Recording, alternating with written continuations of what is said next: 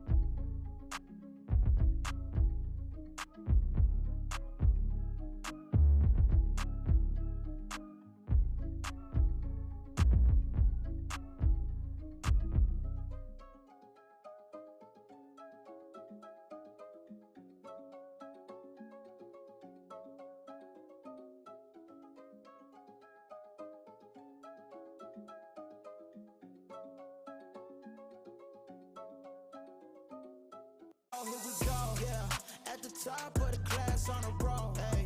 And it's Time to run it up, yeah, you know, yeah. Masked out, put the pedal to the floor, yeah. On the road, here we go, here we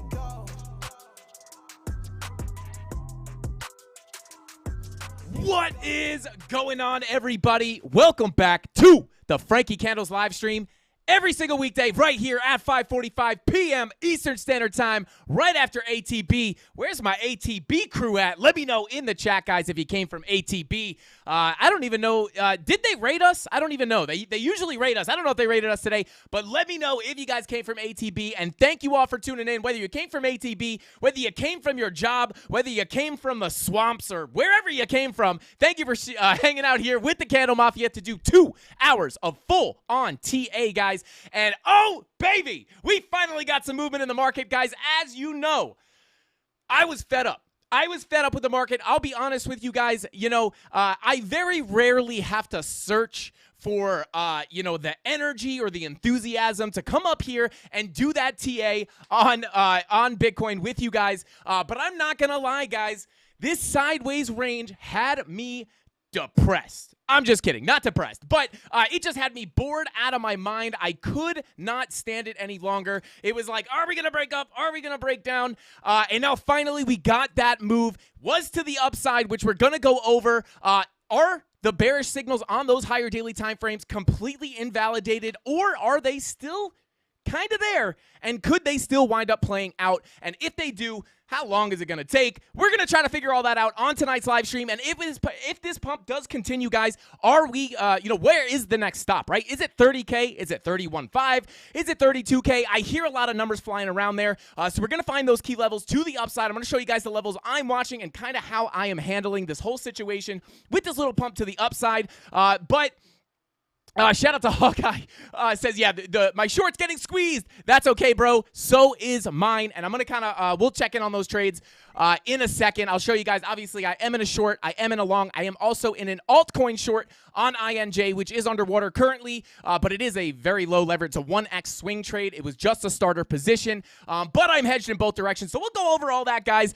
So we're going to be checking in on Bitcoin. Thank God. I'm so happy we got to move, guys. I was getting like, I was starting to get to the point where I was like, I don't know what I'm going to say today. Like, I feel like I've been saying the same thing for like 3 weeks. I got to find out something new to say, and Bitcoin just wasn't giving it to us.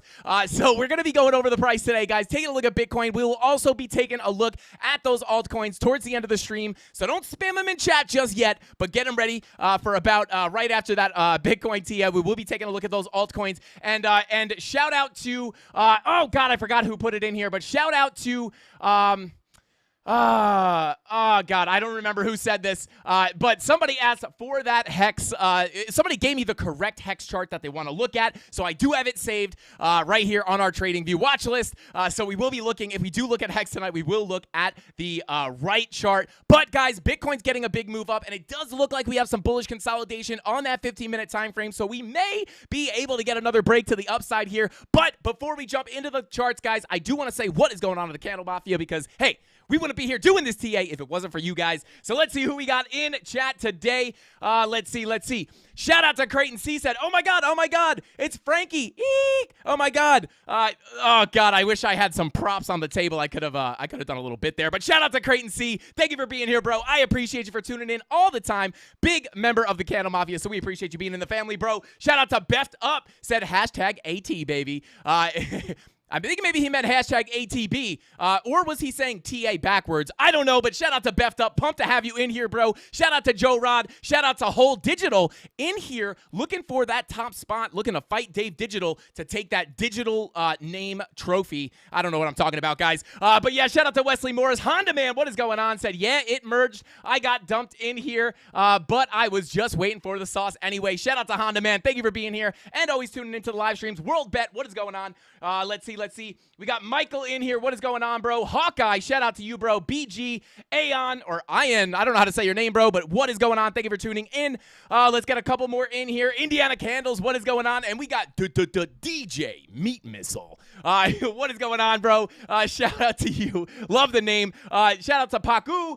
Let's see. Wesley Morris, good to see you, bro. Shout out to you, bro. And then also, guys, don't forget to show some love to our moderators in the chat, and they are much more than mods, guys. They help us out with a ton of stuff. They help us in the Discord. They help the Candle Mafia. They help us in the chat. They do a ton of stuff. They help us with the giveaways. So I am forever indebted to you guys, and we got the most lethal and elite mods on the YouTube in the YouTube game. So shout out to them. Show them some love in chat. We couldn't do it without them. And without further ado, guys, we got a lot to look at. So let's go ahead and jump on into the charts. Guys, I'm going to say something real quick. Over the weekend, was messing around with the Stream Deck a little bit and fell into a Stream Deck rabbit hole. And my Stream Deck now does just about everything except flush the toilet for me.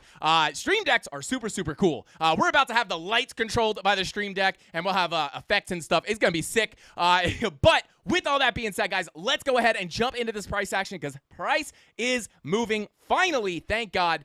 So just looking at the clean chart here, guys. Now, I want to talk to you guys about a potential it's just Tony D pinging the Discord that we're live.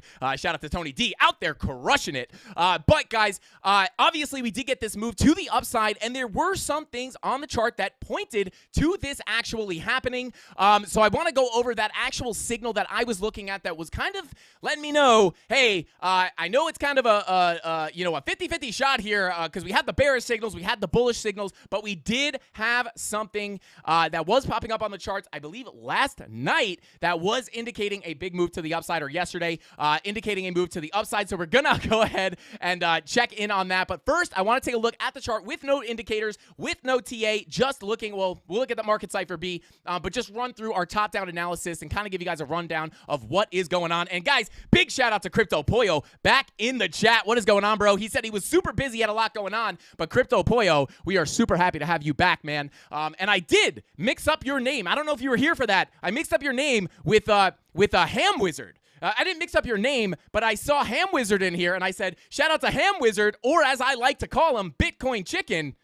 And then I was like, no, we call him Pig Magician, not Bitcoin Chicken. But you guys have dope names, so shout out to you guys. And welcome back, bro. We're happy to have you back in here. But let's go ahead and take a look at what we got going on Bitcoin.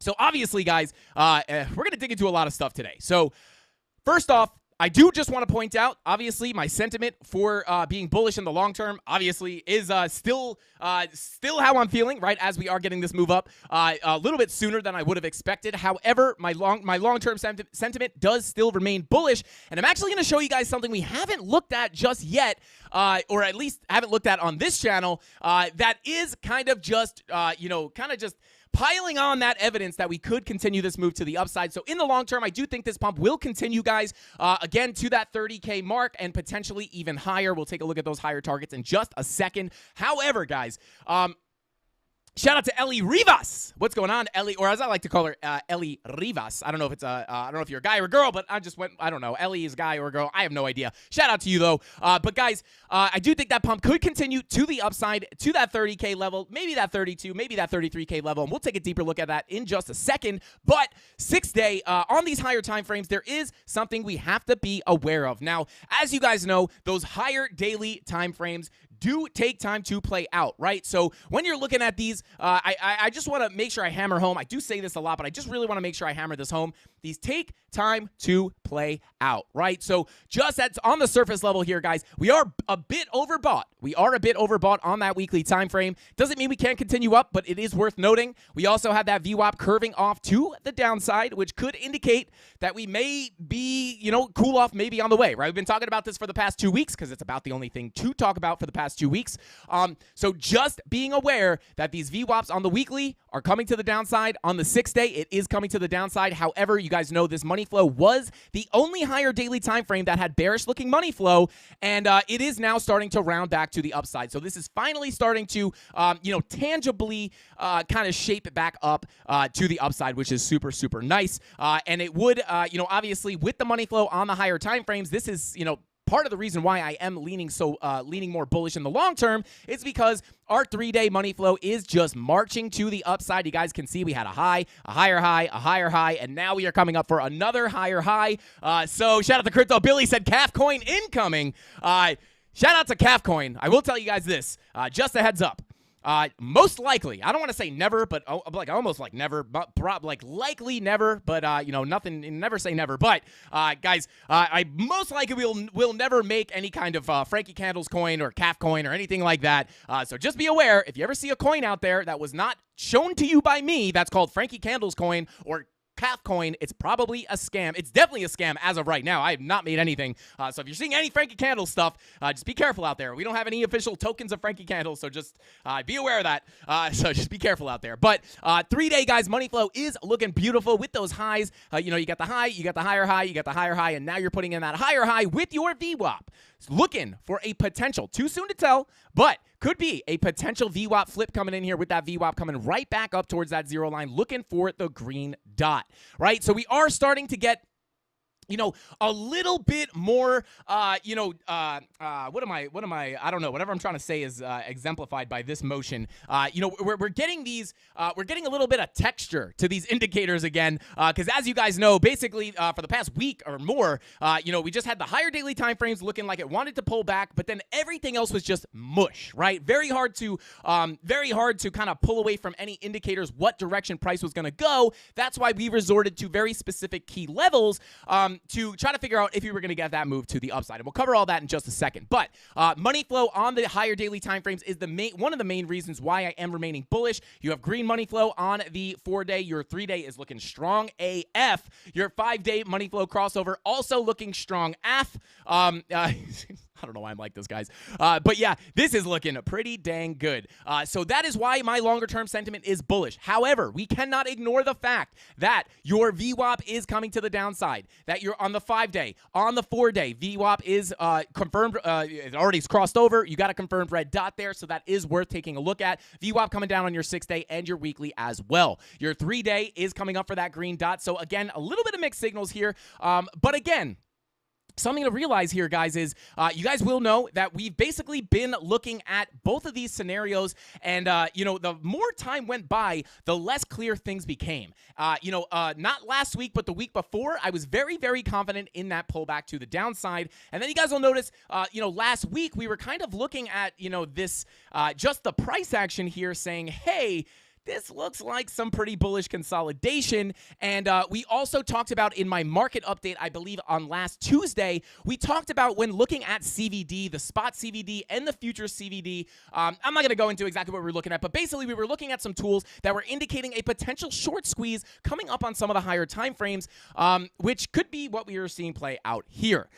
So after we saw that in that market update saying, hey, there might be a squeeze on the way, that is kind of where I was like, hey, we might get that little short squeeze to the upside before we get those higher time frames to pull to the downside. But again, it was really hard to just lean with that 100%, right? So things became more and more unclear as time went on. So we were basically, I would say most of last week I was basically in a 50-50 position where basically we were looking at this saying, hey, this is coiled up as coiled up can be, and we're either going to get that move up or that move down, but it's just really hard to say which way it's going to go. But we were hedged in both a Bitcoin long, a Bitcoin swing long, and a Bitcoin short.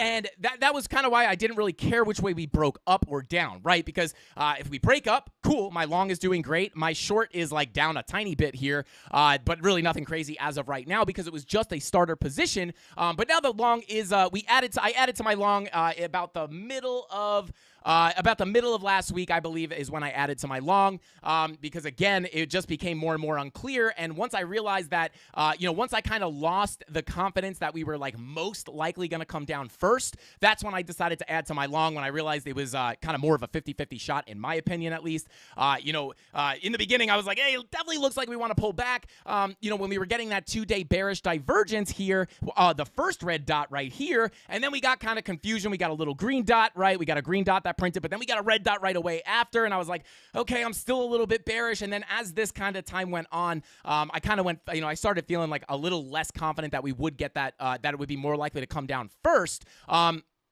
And that's kind of where I just added to my long. I was holding my short. I had decent positions. I was like, you know what? If we get the move down, then great. I'll be able to add more to my long, and then I could cash out on the short. And if we break up, cool. Maybe I get stopped out of my short. Or, as you guys know, I am looking to add into that short at some higher levels as well. So continuing on here, taking a look at your daily time frame, confirmed green dot with money flow starting to come back into the right direction, curving right up towards that zero line. Looks pretty good to me. Moving on, our 16-hour. Now, this is where the hints towards, the hints towards the fact that we were going to get this move up started to really show themselves last night as we were approaching the very, very end of this, if you want to call it an ascending triangle, whatever you want to call it, ascending triangle, bull pennant, however you want to draw it. There was no doubt here, guys, that we were hitting up against some strong resistance, right? And then continually putting in, a low, a higher low, a higher low, and a higher low. And obviously, when you guys see that, typically that does, this is called an ascending triangle. It is a bullish continuation pattern, and it usually pops up in uptrends. And you will just kind of, price will coil up and then squeeze to the upside, right?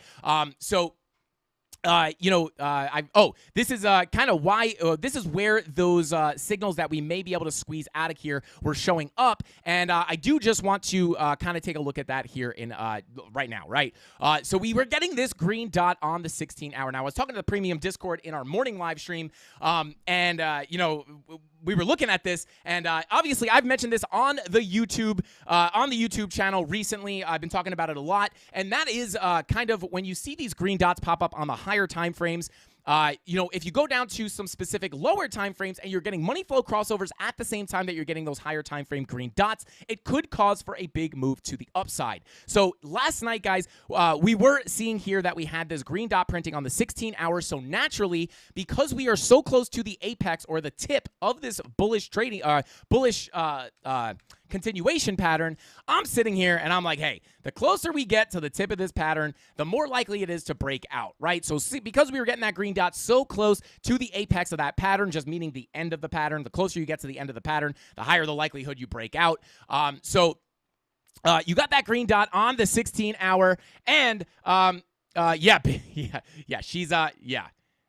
baby, yeah, she's pushing. But, once we got that green dot, guys, if you come on down to that 1 hour, as you know, when you get those green dots on the 16-hour and you come down to time frames like the 1 hour, the 90-minute, the 45-minute, and you're getting money flow crossovers on those time frames, a lot of times that can mark the move to the upside. Now, I shared this with the premium Discord last night. Hang on. I don't know if it was last night. Maybe it was. I know it was yesterday. I don't think it was last night, though. Let me see. Let me just double check that real quick. All right. Let's see. Bada boom, bada bing. Okay, here we go. So this was, let's see, yesterday at 3:27, I believe. Yeah. So about yesterday afternoon, right? We were looking at that money flow crossover that I will mark off with this vertical line right now as she's pushing to the upside, baby. Let's go. But we'll get to this in a second, guys. But once that money flow crossover into that 1 hour, if you come to, again, 16-hour green dot, right? So you got that line on the green dot, come down to that 1 hour, and you're getting that money flow crossover on that 1 hour at that exact same time you're getting that green dot on the 16-hour. And I'm not going to show this because we have, everything that people pay for is on these posts, so I don't want to share it. It wouldn't be fair. But I will just say last night, obviously, this price action already happened, but it said, hey, Mafia, hope you're all having an awesome holiday. Right now, we have a green dot printing on the 16-hour with a money flow crossover. Into the green on the 1 hour. Remember, obviously we talk about this on the live streams as well. A lot of times we can see big moves up when this happens.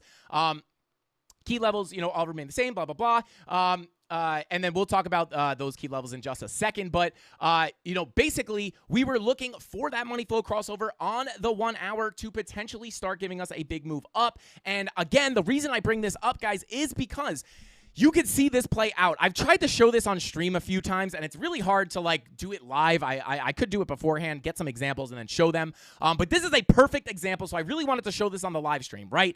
Again, I showed it already. 16-hour green dot, come down to that money flow crossover into the green on the 1 hour if you're getting it. Again, not just based off of that. You want to, you have other things working at your advantage here, too. You have a little bit of a bullish divergence on the 1 hour, so it's not the only thing happening here, but, that does a lot of times indicate a big move, and it literally called this move basically at the bottom here, right?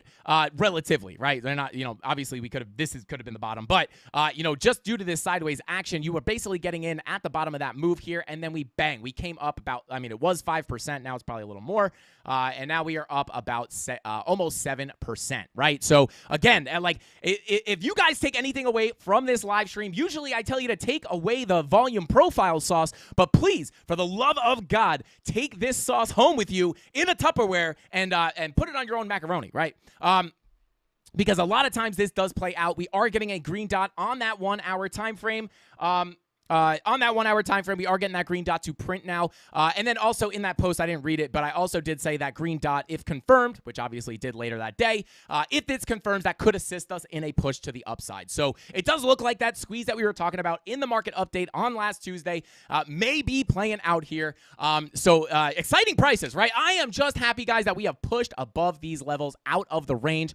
Thank God. Unfortunately, I again, won't get a chance to add to my short here at 25K, but again, that's why I did just add to it in here when I realized it may be a little less likely that we break down. Let's see here. Crypto Killer Whale says, I'm an OG with a Femex account. Can I get into the dining room without having to sign up with another account? Been here over a year. Seems like non-paying is... Yeah, Crypto Killer Whale. The dining room is 100% free if you have a Femex account with our link. You should be able to go to the Discord and just click on the Femex link, put in your UID, and then I think you just hit enter, and then just give us a couple days to get you in there, and then you will have access. If you have any more questions, just at one of the mods or at Tony D. He'll be able to explain it to you. Maybe he can explain it to you in chat for anyone else that's confused on how to get in there. Just to be clear, the dining room is not the premium Discord. So the dining room is not where what I was just reading off of, which is that. But if what I was just reading off of is not the dining room, if that's what you're thinking. I don't know if that's what you're thinking, but what I was just reading was out of the actual premium Discord. So, okay, let's go ahead and continue on here. And yeah, all right, let's see. Taking a look at the 4 hour here, money flow has crossed over into the green. Another decent sign for that move up. This is pretty bullish, guys, because this was kind of one of those things that was not looking great, right? Money flow just continually making those lower highs and coming out into the red. We spent a little bit of time in the red, and now we are getting a nice crossover here. So let's go ahead and take a look at some of our key levels. Let's see. Where is the actual chart here? Is this it? Bada boom, bada bing. Not that one, not this one. Let's see. Where did my actual chart go? What is going on? Interesting. Okay, all right, we'll look at this one. All right, let's see. Let's take a look at Bitcoin. Boom. Because to be 100% honest, the levels basically have remained the same for what feels like forever, guys. So these levels are still basically relevant. But really what we're going to be looking at, I kind of just want to look at some higher prices for you guys, right? Because obviously the key levels to the upside, now that we are finally cracking into this area, basically is... Shut up. Whoa. Hey, hold up. We got a super chat from Aztecian Cactus Moss Water, which, as you guys know, is the official energy drink of the Frankie Candles live stream. And they say, all right, Mr. Candles, we heard you're using our product without consent. Aztecian Cactus Moss Water. What's that? Oh, my God. Anyway, guys, I don't know what that super chat was or who that's from, but don't worry about them, guys. This is the official super energy drink of the Frankie Candles live stream. Don't listen to these guys in the super chats. I don't know who they are. Probably scammers. Shout out to the Aztecian Cactus Moss Water. You guys are lit. And listen, hey, maybe we can work out a licensing deal or something like that, and maybe work out a sponsorship or something. I don't know. Shout out to Aztecian Cactus Moss Water. But let's go ahead and... Hey, Kelly Kellum in the chat. What is going on, bro? He says, smash that like button for Green Candle Fuel. That is dang right. Shout out to Kelly Kellum.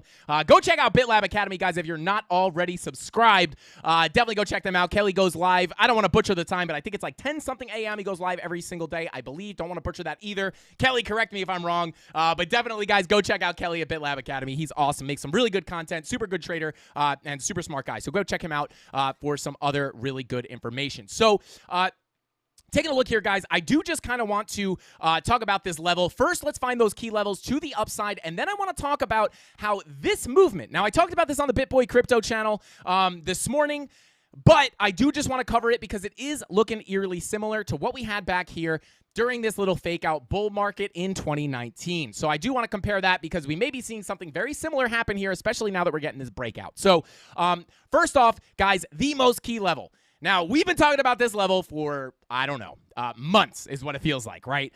And the most important level, and kind of what we were looking at when the indicators were giving us mixed signals, we resorted to this key level to kind of give us insight into what was going to happen to price. And because, again, when the indicators are giving mixed signals, when you can't make sense of the price action, you could resort to these volume profile derived key levels to find out what price is going to do without having an indicator. At that point, the key level basically becomes your indicator. Shout out to David Brumbelow, 100% not financial advice. And the reason I'm shouting him out, guys, is because he came to visit the Hit Factory today, and I got to meet David in person, and he had a Frankie Candles University hoodie on, which I don't even have.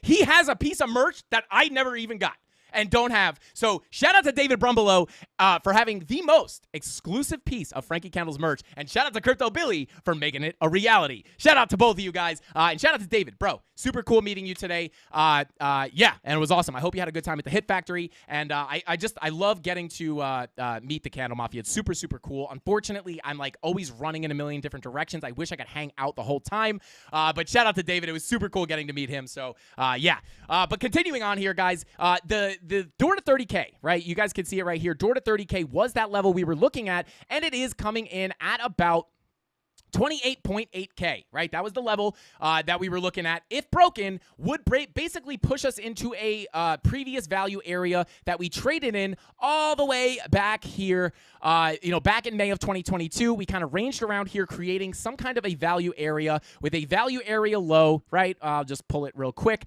Value area low coming in right here at about 28.8K. And then the reason we were looking at this as such a key level is because once you get above this level, right? Obviously, over here, but I'm just using this because the level's over here. If you get above that level and hold it as support, that's where it is likely that you are going to get a move up to your POC just based off of the laws of the volume profile. You know, once you hold that value area low as support, it is much more likely to get a move back up to your POC, which is coming in at about 30K. That's why 30K is is one of the big targets here, because it's the point of control of that previous range. And then if we can get above 30K, that may open up the door to get a move up to the value area high between about, I would call it 31.5, and then you also have these highs up here at about 32.3, right? So I will be looking at that level. Once you get above that POC at 30K, that will open the door to revisit the value area high. So that is basically the next key levels to the upside, guys. You have the POC and the value area high of this range. I would actually go ahead and make this a little bit of a range of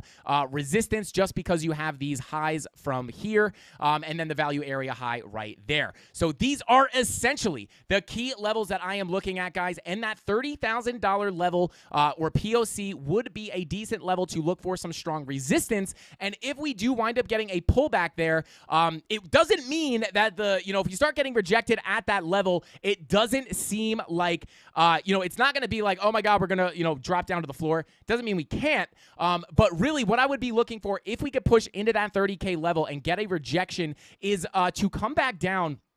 Well, I'll be looking for two things, right? I would either be looking for the flip of that POC if things get violent, the flip of that POC to come up to your value area high, again at 31.5. But if we get a rejection and it starts to be like, oh no, we are clearly rejecting here, I would still remain bullish if we can, number one, hold the top of this purple box, which is coming in at about 29.5. Or if we break back into this purple box, I will look to hold again that 28.8K level. If we can decisively hold that 28.8K level and hold support, closing decisive, say 4-hourly candles above that level, that would be bullish in my opinion and would potentially result in a bigger move to the upside, back again, targeting that value area high at about 31.5. So those are the key levels to the upside. And then obviously to the downside, your levels do remain the same. You have the value area low down here, a little bit of a box, few different things that make up this level. You have a golden pocket in there, as well as your value area low between about 27.3 and about 27.5.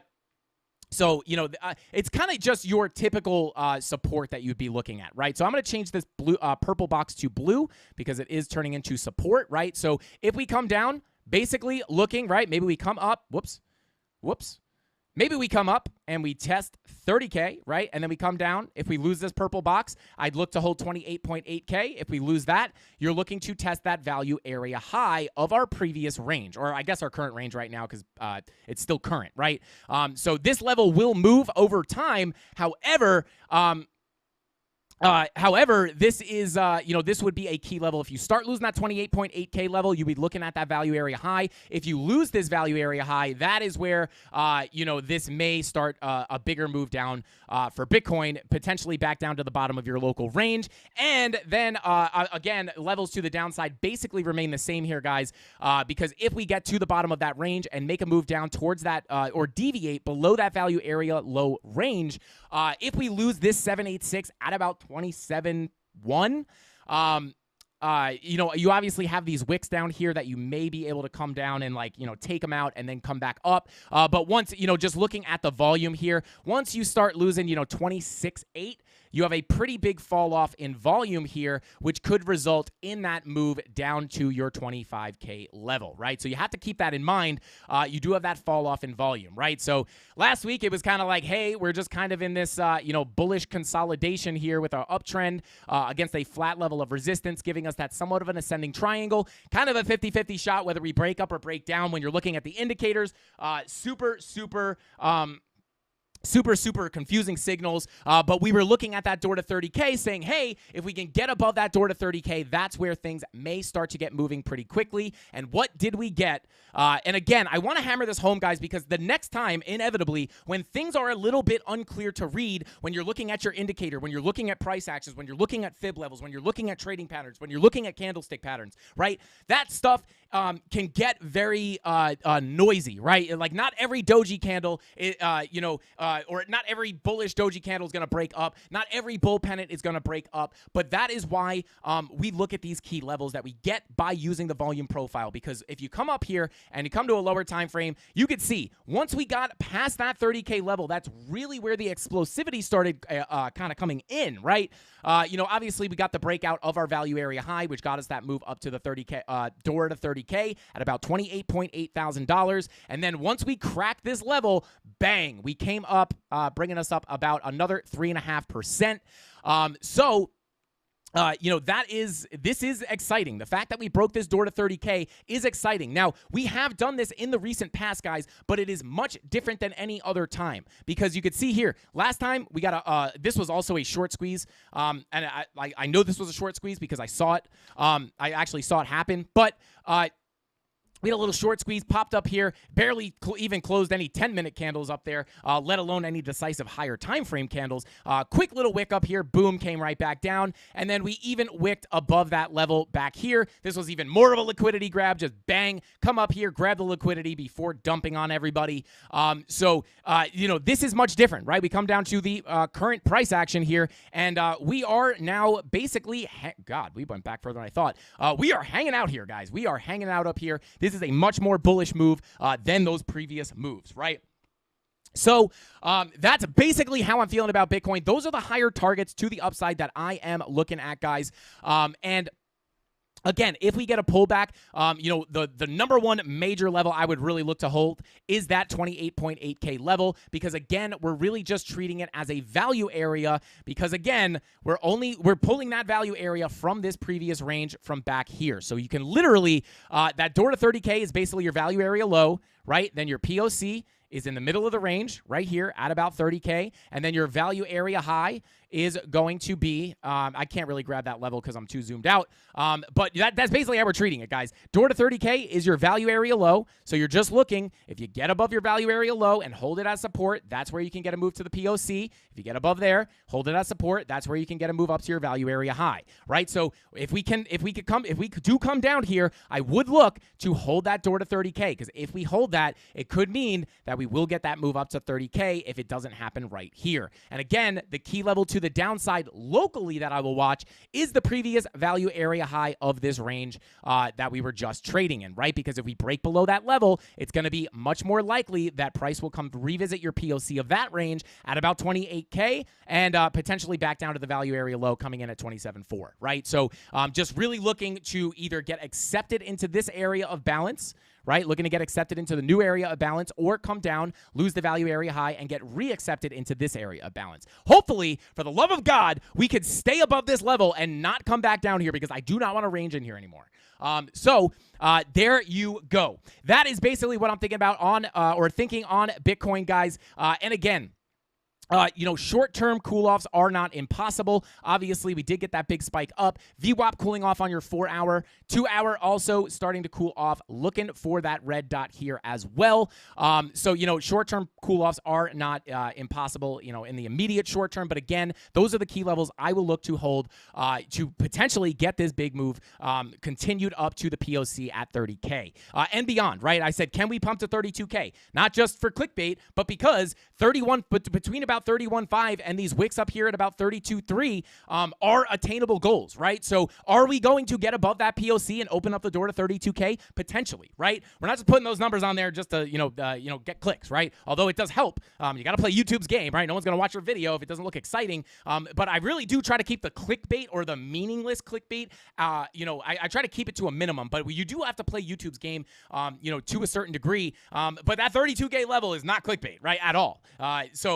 It is definitely an attainable goal here, and for the reasons that I just spoke of, right? So those are the levels to the downside that I would look at locally. And again, I don't really think this will happen. But if we do get some kind of absolute giant dump to the downside, the macro levels to the downside remain the same. You have your value area high up here at between about 25.3 and 25K. That'll be a key level to the downside, and all that basically remains the same. So there you go, guys. That is how I'm feeling about feeling on Bitcoin. And finally some action to the upside, or just action in general. And then obviously I am still. Hang on, let me pull up my. Let me go ahead and pull up my full screen real quick so I don't share any personal information. Let's see. Let's see.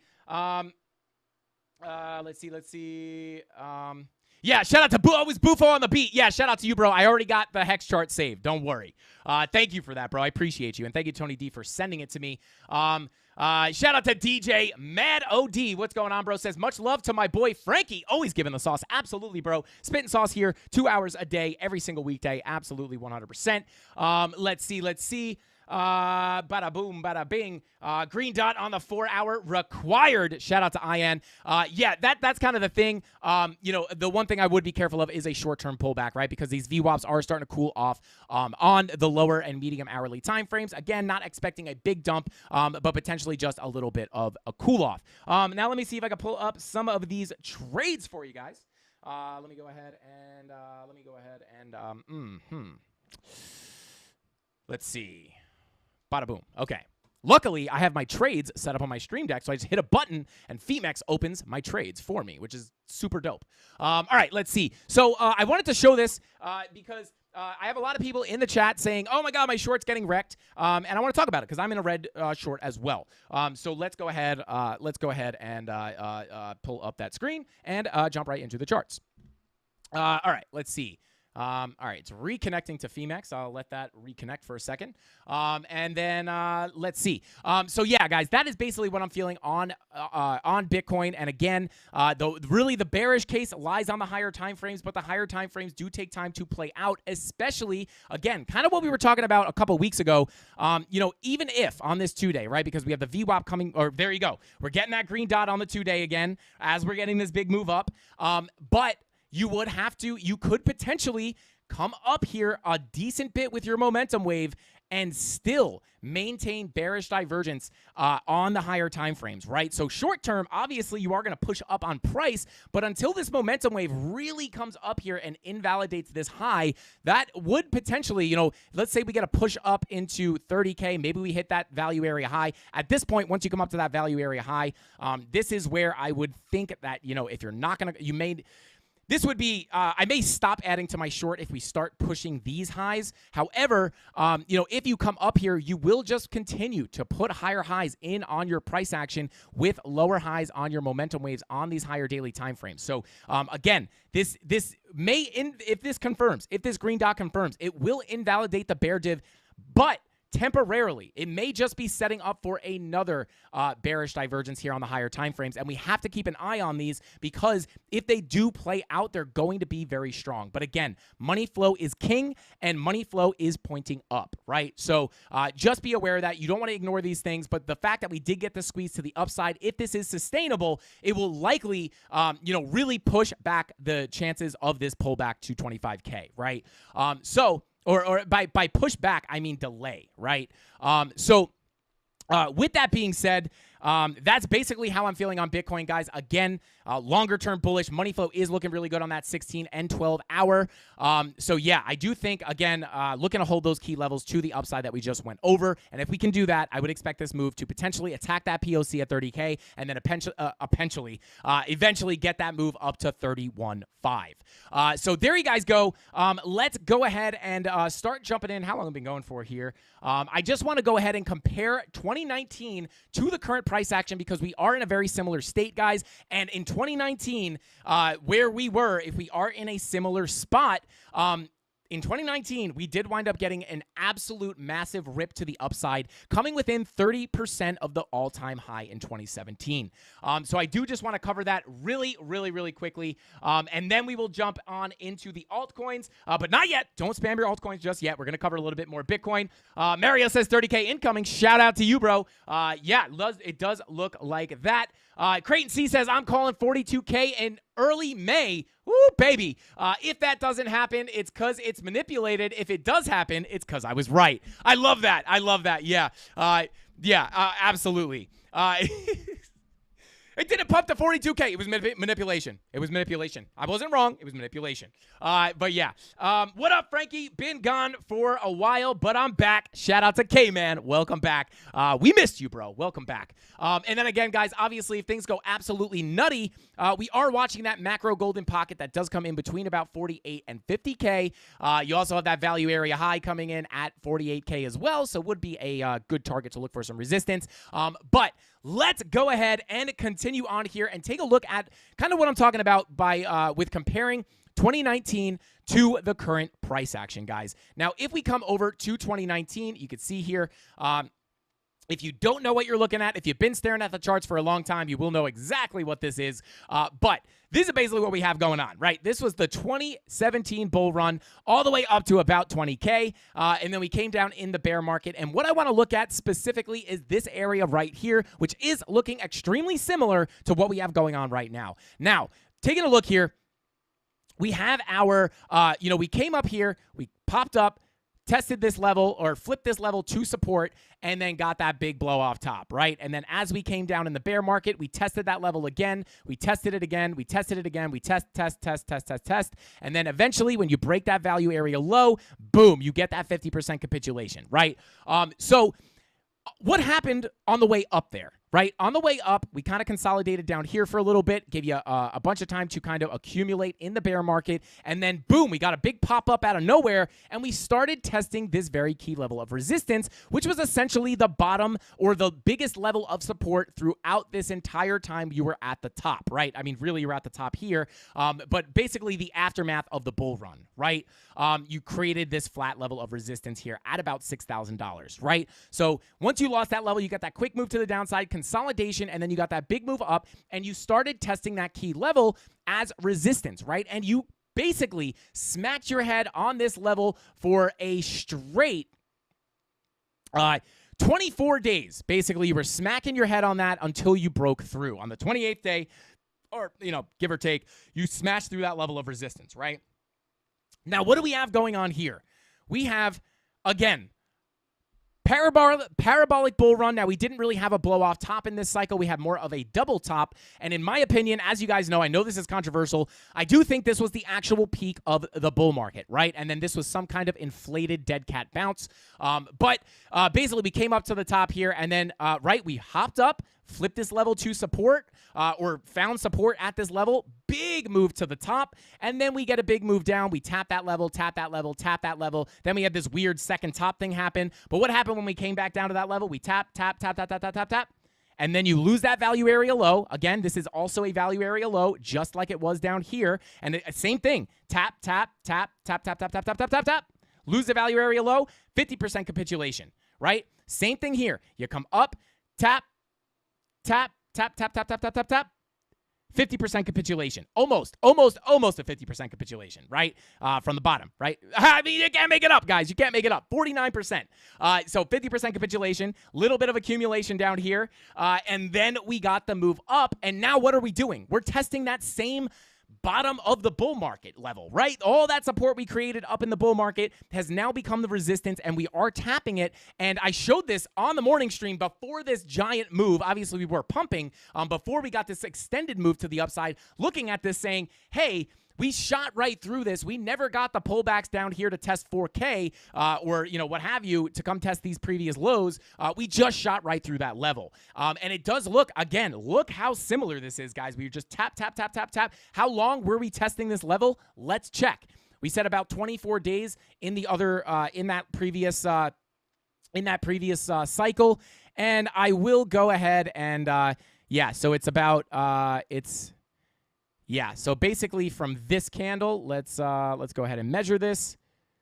20 days. 20 days. And if we go from this candle, which didn't technically hit that exact level, 24 days, almost exactly the same. Now, it doesn't mean that it is going to, play out exactly how it played out in 2017 or 2019 at that point. But just very interesting how we're seeing very similar stuff here. If we continue to push through this level, guys, we may get accepted back into this bigger value area, not just this little value area. This is the more local value area with a ceiling at about 31 or 32K, but you may get accepted into this bigger value area. And if you could flip that level, that's where you could get a move up to that POC and flip that and potentially get that move up to between about 48 and 50K. Look how this lines up, guys. Look how this lines up. Pull it from the high to the low, to the all-time low, right? Golden pocket lining up, macro golden pocket lining right up with that value area high. If we were to get that move above that 32K level and above that point of control at about 34K, we could get that move up to that 48 to 50K level, which is not only the local golden pocket that we've been looking at for a long time, but you also have the confluence of that value area high coming in right there at that 48K level as well. And you guys know I do this all the time. If you pull that same fib from the all-time high to the all-time low, you guys will know that we didn't come up to you didn't have the confluence of the value area high here, but you did wind up coming and testing that golden pocket, right? And if we pulled this, you could probably, I'm sure there is a value area high in that level if you pull a different range. But then at that point, you could pull the range until you get the level there, and then at that point, does the level really make sense? But anyway, you did come up and test that golden pocket, which brought you within 30% of that all-time high at 20K. And if we got that move, guys, understand this may seem crazy, and it might not happen, but it may seem crazy, but just understand that when you got that move from the bottom to that local golden pocket or macro golden pocket, it was a 338% pump. This would only be from the bottom of the bear market to the golden pocket would only be about a 200% pump, and it would bring you eerily similar, right? Like it brings you right within 30% of that all-time high, right? So I really would be looking at those levels if we do wind up getting a bigger move up. But I just wanted to cover that, guys. It's very, very similar to what happened last cycle. Doesn't mean it's guaranteed 100% going to play out like that. However, it is very, very interesting. So I just wanted to share that with you guys. So shout out to you guys. We got 1,169 people in here right now, guys. Smash that like button. If we get 850 likes, I will go ahead and spin that wheel of pain and pleasure 20 times. And maybe we'll add, we'll sweeten the giveaway a little bit. Maybe we'll add, I think I did see Kelly offer 3 months free of the BitLab trading stack. So maybe we'll add a giveaway, a BitLab trading stack giveaway if we get 850 likes on tonight's live stream. If we get 1,000 likes on tonight's live, I will give away one free month of the premium Discord to one CandleMafia member. So yeah, we get 1,000 free premium Discord membership for a month. If we hit 850, we'll give away Potentially, if Kelly said that, I think he did say it. 3 months of the BitLab trading stack, and we will also spin the wheel 20 times, which will inevitably wind up with more crypto given away. That we're giving away the crypto either way. So smash that like button if you have not already, guys. Let's see. Shout out to Farside Crypto. The golden pocket is coming in between 48 and 50K. We're still really far away, so please understand that. But we are still a decent bit away from that. But if things get bullish, this would not be an unlikely target, especially with the confluence of that value area high right here. So with all that being said, guys, let's go ahead and take a look at Ethereum, or Erythrium, as your grandmother might call it. There we go. Let's go ahead and take a look. So Ethereum, just not really getting no chutzpah behind this thing, right? Not getting the pump up that I would have expected here. Let's see. Smash that like button. Shout out to Newbie. Let's see. Break out the insulin. Let's see. You looking fresh today, Frankie. Shout out to Dixon. I appreciate that, bro. You're looking that avatar is looking fresh today, bro. Shout out to you. But let's go ahead and continue on here. Yeah, I don't want to get too lost in chat here, but I do love talking to you guys. Before the alts start flying in, please. Okay. All right, let's go ahead and continue on here. Taking a look at ETH, really just, again, kind of my same sentiment that I've been talking about, just looking for that push up to 2K. That is your next major resistance level for Ethereum, is going to be that $2,000 level. So, yeah, we are kind of testing,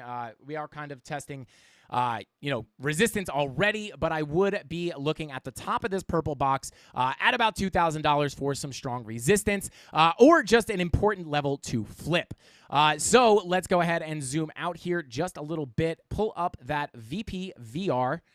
Let's see, VPVR, bada boom, bada bing, there we go. And let's take a look here.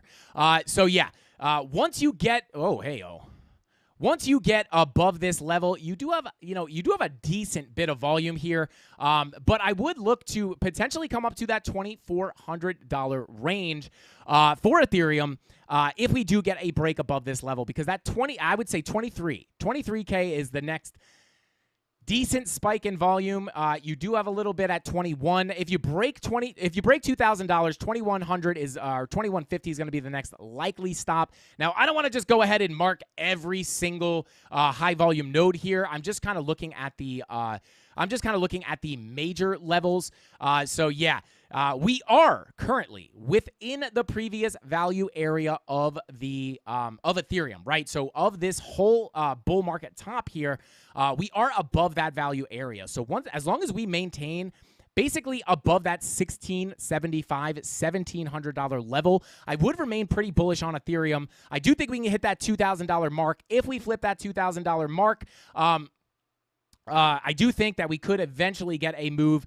If Bitcoin does wind up flying up to that 48 to 50K level, again, likely not going to happen today, tomorrow, or the next day, or the next week, or 2 weeks, or 3 weeks from now. But if we do wind up getting that big move up on Bitcoin, I will be looking for Ethereum to approach a similar level, that value area high, at about $3,334. If you pull your, let's see if we have that same confluence between this macro golden pocket, and you do, right? So would really be looking for Ethereum to run up into that same golden pocket. We could try to see if that happened last cycle. Let's go ahead and grab it from the high to the low, which was here. And then, yeah, so we did not get the run up into that golden pocket. Would have brought ETH up to like $800. I mean, you eventually did test that level, but it just wasn't going to... yeah, it just played out a little differently than it did on Bitcoin. So yeah, so not as much confluence there. However, I will still be looking for a move up to that $2,100 level first, right? And I guess if you look locally here, we do have somewhat of a gap up to that $2,400 level. That's kind of why I said the next major level would be that $2,400 level. You also do have your fib level here, as you had support on this level multiple times. So again, major levels, if we could get above this purple box, I would look for a move up to that fib level at about 2,400. But more locally, 2,000 and 2,100 are going to be your next local levels, right? So if we break out here, test these highs, I would look for a wick into this level before cooling off. And then if we continue up, that's where I would look up for that $2,400 level. And then looking at the indicators, it is lagging behind Bitcoin slightly, which is funny because Ethereum was just leading Bitcoin, right? But we are not getting that green dot on Ethereum right now, but we are getting that money flow crossover into the green, as well as a green dot looking to print in about an hour and 18 minutes. So looking for that green dot to print here very, very soon, and that could wind up giving us that start of a move up for Ethereum. So there you go. There is ETH. Everybody says show ETH. There you go. But yeah, shout out to whoever asked to show ETH. Shout out to let's see. Shout out to Mos Def. Shout out to you, bro. Says AVAX is the best crypto in the next bull run. What do you think? I like AVAX. Actually, you know what we'll do? We'll just add that to the altcoin list, and we'll take a look at it right now. Shout out to Frankie Savage. Shout out to Gary. And also, guys, shout out to A-Train. I think I saw A-Train pop up in here. A-Train, if you're still in here, bro, what is going on? I see you in here. Thank you for tuning in, bro. And, guys, with all that being said, I think it's about time to start taking a look at those altcoins. So go ahead and spam your – well, don't spam them, but throw your altcoins in chat. The mods, or I think specifically Rob the Crypto Snob, will go ahead and go ahead and count up those votes and bring me the results so we can start taking a look at some of those altcoins. Shout out to Gary Taylor, says Frankie Gotti. What's going on? Actually, Frankie Gotti, or John Gotti's family, lived in a house down the street from where I lived in New York. You know what I'm saying? I'm not going to say the town. If you know where the Gottis lived, or the Gotti's children, right? John Gotti's daughter and her family lived right where I lived. Hey, shout out to A-Train. I love you back, bro. There he is. I knew he was here. But shout out World Bet. We'll take a look at AVAX. No problem. Yeah, Dixon, we'll take a look at Hex, and this time we'll look at the right chart. But yeah, they did used to live very, very close to my house, so very interesting. I mean, not that that is relevant in any way, shape, or form, just an interesting, fun fact. I guess interesting is subjective, like who cares? But anyway, let's continue on here. Let's go ahead and see. Oh, God, the altar flying in. Let's go. Bing, bong. Let's get it. You be sleeping on Ada. Shout out to Amir. Yeah, we actually, I think we looked at Ada on Friday potentially, but yeah, I'll take that. I'll take that. All right, let's see. While they're counting up those votes, guys, let's go ahead and take a peek at the DXY here real quick. This is not the chart that I wanted to look at, but I will just pull that fib because mainly what I was looking at here was a very specific fib level. Let me go ahead and pull that. I'm going to have to adjust this a little bit here. There it is. So, as you guys know, we were looking at the DXY before we got this big pump up, and we were looking at this key level of support right here at about 101.35. And we got that big move up into the golden pocket, and then we nuked it all the way down. Broke the golden pocket, came back down. And we are now testing this 786 as support once again. Nagatoshi Sagamoto says, Frankie, what do you suggest someone who is $20 exposed to the market to do? I'm thinking of accumulating Link Dot at these prices. Okay. So Nagatoshi, it's a little bit of a hard question to answer. You're $20 exposed right now, or you only have $20 to invest? If you could let me know in the chat, hopefully I can see it and answer that question a little bit better. What I would say, if you literally have $20 to put into the market, I would say, to be 100% honest, I don't think that's what you mean. But really what I do is I point people who have a lot of money towards the higher cap, safer projects, right? That may not have as much of a percentage gain opportunity as some of the altcoins. But if you're investing $1 million and Bitcoin does a 3 or 5x, you're making millions of dollars, right? But if you have $1,000 and you invested in Bitcoin and it 3 or 4 or 5x's, you're only making a few thousand. Now, life-changing money is different to everybody, but you know, it depends on what you really want. So it's kind of a loaded question. There's a lot really to unpack there, and I would need a little bit more information. But hopefully that clears it up for you, right? If you don't have a lot of money, I would, and you are risk tolerant, I would maybe aim towards some of the lower cap altcoins. But if you're looking to just start investing small, but you're eventually looking to, slowly invest a lot of money over time, then it's totally fine, in my opinion, to, invest in the higher cap altcoins. So yeah, just think about like if you have a lot of money to invest, just think about like Bitcoin's not going to do 100x, where a lot of the altcoins are. Maybe Bitcoin eventually does 100x, but in the next cycle, Bitcoin's not going to do 100x most likely. But a lot, you will be able to find some altcoins, right? Frankie, did you see the Adesanya KO? I did. Yeah, he was getting smacked around in the beginning too, and he just came back with that sniper shot. So yeah, I did. Shout out to and actually my stream, my pay-per-view froze, right towards that moment, but I did wind up seeing the knockout, so it was super cool. Congrats to Adesanya. Like my congrats means anything to him. But anyway, let's go ahead and continue on. Let's see. Okay, let's go ahead and let's see. Did we get the altcoins in yet? I don't think so. Robbie Boy is still counting them up. Shout out to Rob. Let's go. Shout out to him. Rob is the official altcoin vote counter of the Candle Mafia. Altcoin votes are in and being counted. Shout out to Rob the Crypto Snob. It's almost like he read my mind. But let's go ahead, and I will go ahead and start off taking a look at, let's go ADA. Somebody said we don't love ADA, so let's go ahead and show ADA some love. Getting that daily green dot, guys. This does look like we may be able to see this move continue up here, at least for Cardano. Shout out to DJ Prashant. Shout out to you, bro. Says, when you get a chance, could you please look at Render or RNDR? Much love, brother. Shout out to DJ. Shout out to you, bro. I appreciate you for tuning in. And yes, Rob, if we could add that to the list, that would be helpful. But I would like to take this time to remind you guys that super chats, although I may see a super chat more than a regular chat, super chat altcoin requests are not guaranteed. So I just want to be very clear about that. We will try our best to look at everything, but if you super chat a coin, it doesn't guarantee we look at it. I just want to be very frank. All right, let's go ahead and continue on. Green dot on the daily is printing for ADA. Could wind up seeing this move continue. Now, really the key level that I would be looking for here is I'm actually going to go ahead and take our row size on the volume profile down to about 150. I'm actually going to go a little bit lower. I'm going to go for 80 on the row size for our volume profile so I can more easily see the shelf of volume. And I would go ahead and say that this level right here at about 41 cents, 0.4131 cents would be the next major level of resistance. Now, if we go ahead and pull this little local range right here, you could see we have, see, guys, this is the sauce. This is how we do it, right?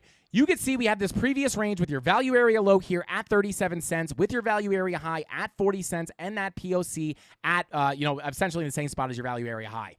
So what happened when we came up and flipped this level? Well, you'd have to come down to a lower time frame probably, but you come up here, right? And I'm gonna mark off. Let me mark off this value area high because this is a teachable moment here, guys.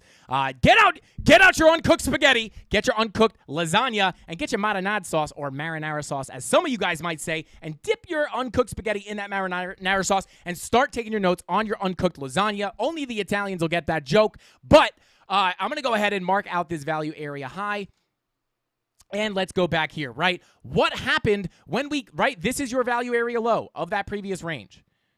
Value area low, again, of this previous range. Value area low of this range. And we know, due to the laws of the volume profile, when you hold support on the value area low, typically you get a move up to the value area high, right? So what happened when we came up here, right? And then you have your value area high up here, right? Value area high. What happened when we popped up and held support on the value area low? Held support, bang, right up to the value area high, right? So we are now within this value area. Now, where's the POC? The POC is in a very similar area. So I will just go ahead and mark out that POC as well, right? So let's go ahead and mark that POC and come back to our current price action. Okay, so We came up here, held this support, came right up to the value area high as suspected, and then you came down to the value area low, held support, came right back up to the POC/value area high, back to the lows, back to the highs, back to the lows, and now we may be on our way to come test these highs at the value area end point of control at about 40 cents. Now, if we do get that move up above this level, that is where really, if you deviate from that value area above this level that we just gave at about 41 or at about 0.4131 cents, that is where we may be able to get a bigger move to the upside, and then pulling up our VPVR to kind of see where that next level might be.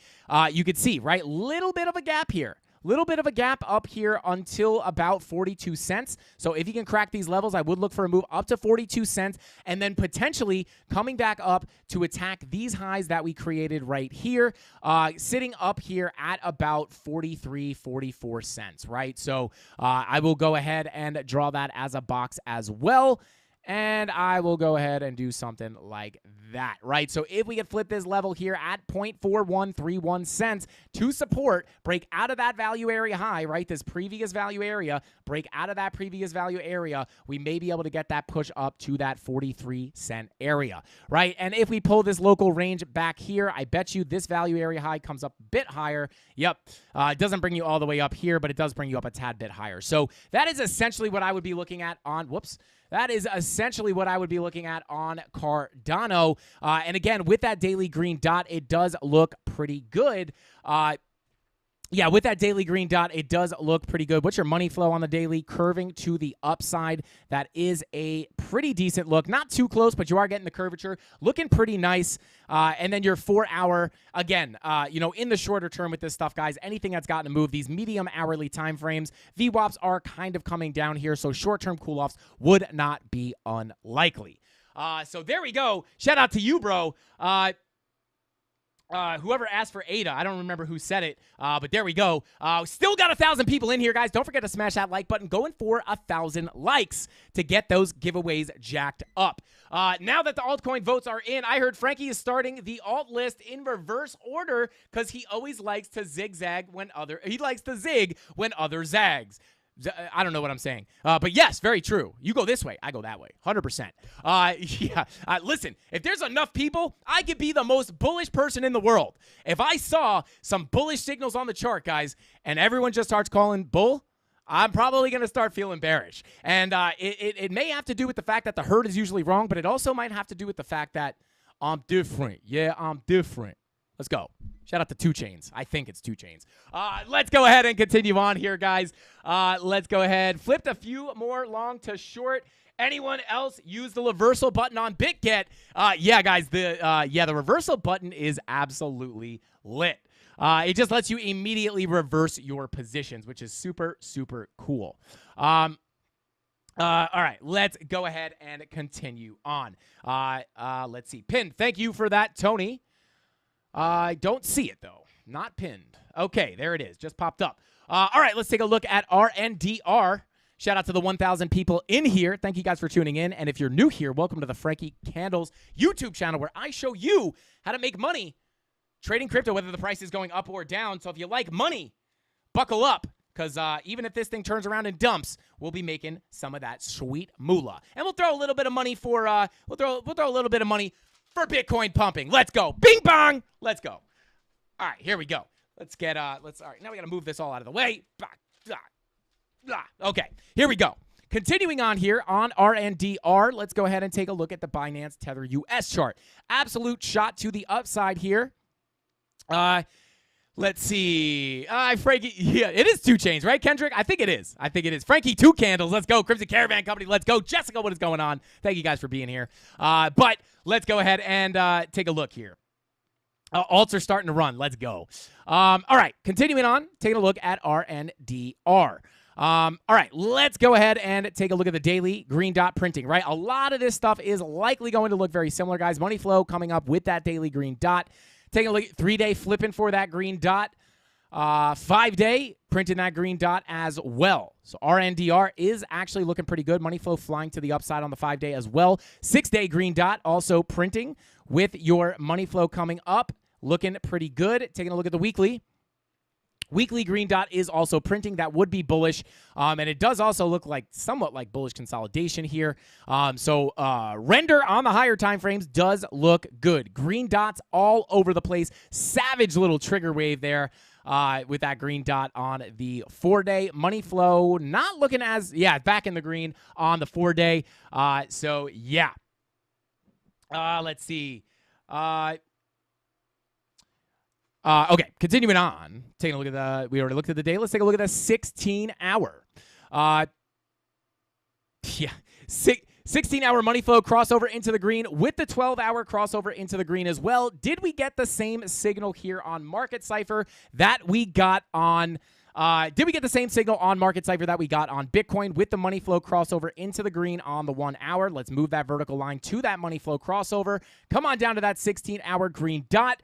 And it was right on that green dot. So very, very, very similar signal as the one that we got on Bitcoin with the green dot on the 16-hour and that money flow crossover into the green. Let's see.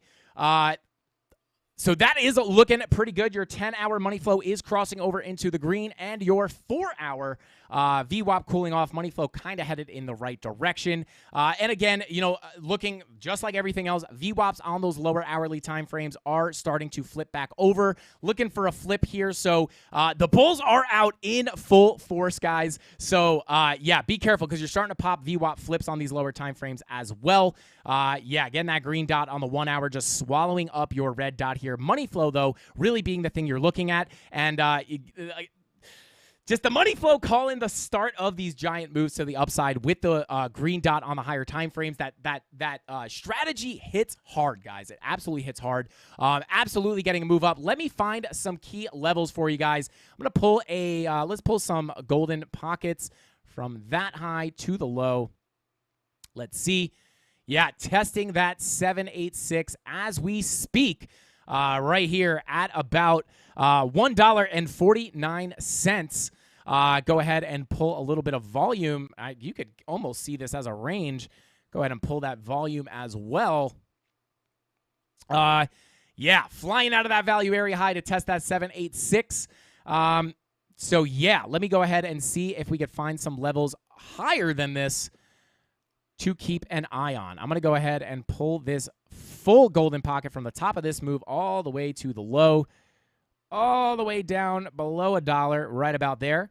So you have another golden pocket coming in at $1. Let's pull up the VPVR as well. Let's see. Boom. There we go. Yeah, baby. Look at this. So if we could crack that 786, guys, a little bit of a volume gap up to that $1.54 level. So if we could crack that 786 at about $1.49, I do think we could potentially get a quick move up to that $1.55 level to test this high volume node. And if we could hop above that, that's where you may be able to get a push into that macro golden pocket, which is pretty far away at this point, but $1.66 is not out of the question if this thing goes mega bull. All right, let's see. Let's see. Let's see. If you guys are new here and just tuning in for the first time, make sure you hit that subscribe button. We go live here every single weekday at 5:45 p.m. Eastern Standard Time, where we do these interactive live streams where I do 2 hours of technical analysis, and you guys keep me entertained in chat while I do it. Definitely smash that like button and definitely hit that sub button if you guys are new. Let's see. All right, let's continue on. Drew says money flow still looks chunky on the 15-minute BTC. Careful with the shorts. I would definitely be careful with the shorts. As of right now, my short is currently down 1%, but my long is up 13% with profits locked in. And then I'll just show you.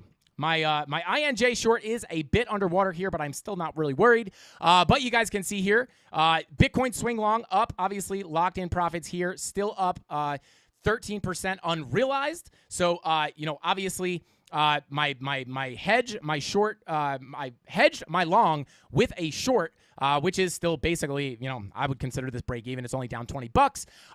But Again, as I said, I would be looking to potentially add to my short position as we push into some of these levels.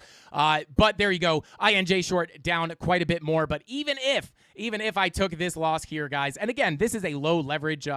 This INJ short is a low leverage short, right? So not really worried. Not really worried about liquidation on this one. But that long covers just the profits, right? Just the profits cover this, both of these losses plus profit. Just my locked-in profits will cover that, right? And that's the beauty of being able to long and short the market. You can hedge your position. So if Bitcoin does wind up even coming up more, and this Bitcoin short goes further into the red, right? Like, I'm not really freaking out, right? Because not only am I hedged in my long, but once I start taking profits on that long, if we do get that move down, you have to be willing to ride some of your trades in the red, to wind up waiting for them to pull back, right? Like I can't tell you guys how often, and if you're out there trading, you will know, a lot of times, you might be looking at your trades here, and you might have some red trades. I've sat on red trades for quite some time, and then, like, the amount of times during my trading career that I have, just come back to my Femex account or whatever it is, looking at it being like, wow, I was down on all these trades yesterday. Thank God I trusted my TA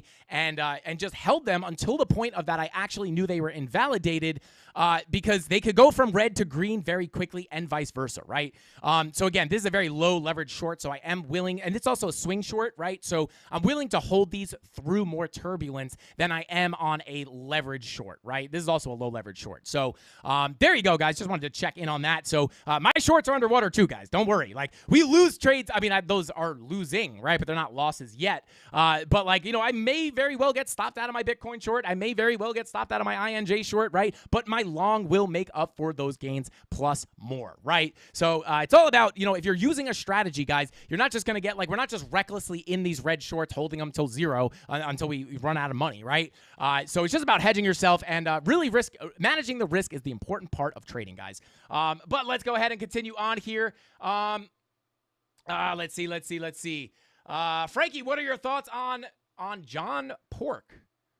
Look him up on YouTube, please. Shout out to Diamonds. I'll have to go ahead and check him out. I don't know who you're talking about. Maybe John Wick is who you're talking about, but I'll have to look it up. I have a feeling I'm going to be walking into something interesting on that Google search. All right, let's see. But yeah, on render, guys, that is basically what I would be looking at. Testing that 786. This is a lot of times a place where price does like to cool off. So, and again, with those lower time frame, those lower hourly VWAPs starting to come down, 2 hours starting to come down, maybe a little bit of consolidation here. But those are the levels I would be watching. And overall, on the higher time frames, RNDR does look good. All right, moving on to our next. Holy guacamole, I just licked the like button. Shake my head. Dave Digital, hey, I do always say like it, lick it, poke it, kick it, headbutt it, do whatever you want to it, but definitely smash that like button, guys. And if you have to shamefully lick it, that's fine too. But every 100 likes we get, guys, we will be giving you guys a spin on the Wheel of Pain and Pleasure. So if you like free crypto, if you like free hats, if you like free indicators, go ahead and smash that like button. I am now, don't have Google Authenticate. Okay. Okay. All right, let's continue on here. Next altcoin we will take a look at will be XRP. Shout out to the XRP army. Let's go ahead and dig in here. Let's go to the 4 hour. Now, as you guys know, that weekly on XRP gave us the very, very bullish signal of that weekly money flow crossover into the green, which is still here, right? Money flow is kind of flat there, but it is crossing over into the green, which would be a bullish signal. VWAP is coming down, though, so that is something we have to keep an eye on. Taking a look at your 5-day money flow crossing over into the green as well. Again, you have that VWAP fighting against you. Now, these VWAPs are coming down on almost all the higher time frames, on almost all assets, right? So, again, once we get these VWAPs to cross over and give us a red dot, that is where we will likely get a pullback, guys, unless we wind up getting a complete VWAP flip that could invalidate a lot of stuff and continue to push us to the upside. Taking a look at your 16-hour, green dot is printing. Let's go ahead and check the, oh, baby. Oh, baby. Guys, the next 1 hour money flow crossover on XRP. Now, again, doesn't mean that it's definitely going to play out how it played out on Bitcoin, but I'm just going to point out here that that next money flow crossover into the green on the 1 hour. Whoa. Whoa. What's going on here? Everybody calm down. Once you get that money flow crossover into the green, that could be the start of a bigger move up. Now, obviously, this would have been the start of the move up, but money flow crossover into the green may give us a continued blast to the upside. Now, the exciting part of, or the exciting thing here, guys, is we are potentially going to fill this low volume gap. Next stop for XRP to the upside would be about 52 cents. Right now, we are sitting, almost at 52 cents. But this basically between about, 52. Yeah, I would say 0.52392 cents would be the next move up for Bitcoin. Now, I'm sorry, XRP. And then if we could get past this value area low at 0.52647 cents, we may be able to get a move up to that POC. But really what we're looking for here, guys, in all honesty, as you guys know, we were looking to hopefully hold above that 50-cent level. And that is where I was saying, like, hey, I'd be pretty bullish on XRP. If we could hold that 50-cent level, you could see we hung out down here, tested the heck out of it, and we are holding it as we are getting this move up. So that would be bullish. Really, the next thing we want to see on XRP here is going to be a move up above that value area low to attack that POC, and then eventually, hopefully, make it back up to that value area high at about 55 cents. And then that will open the door to potentially, let's zoom out here. Again, we're just looking at previous ranges here. I believe we did have a, whoops. I do believe we had a previous range all the way from back here. No, I don't think, did we? Was that a range? No. But that is going to be, oh, I just got a notification live on my YouTube channel. Interesting. But you can see here as we move up towards that 55-cent level, really what we want to do here is, let me zoom out, get some more price action here, get a little bit more of that volume to spawn. Boom, there we go, right?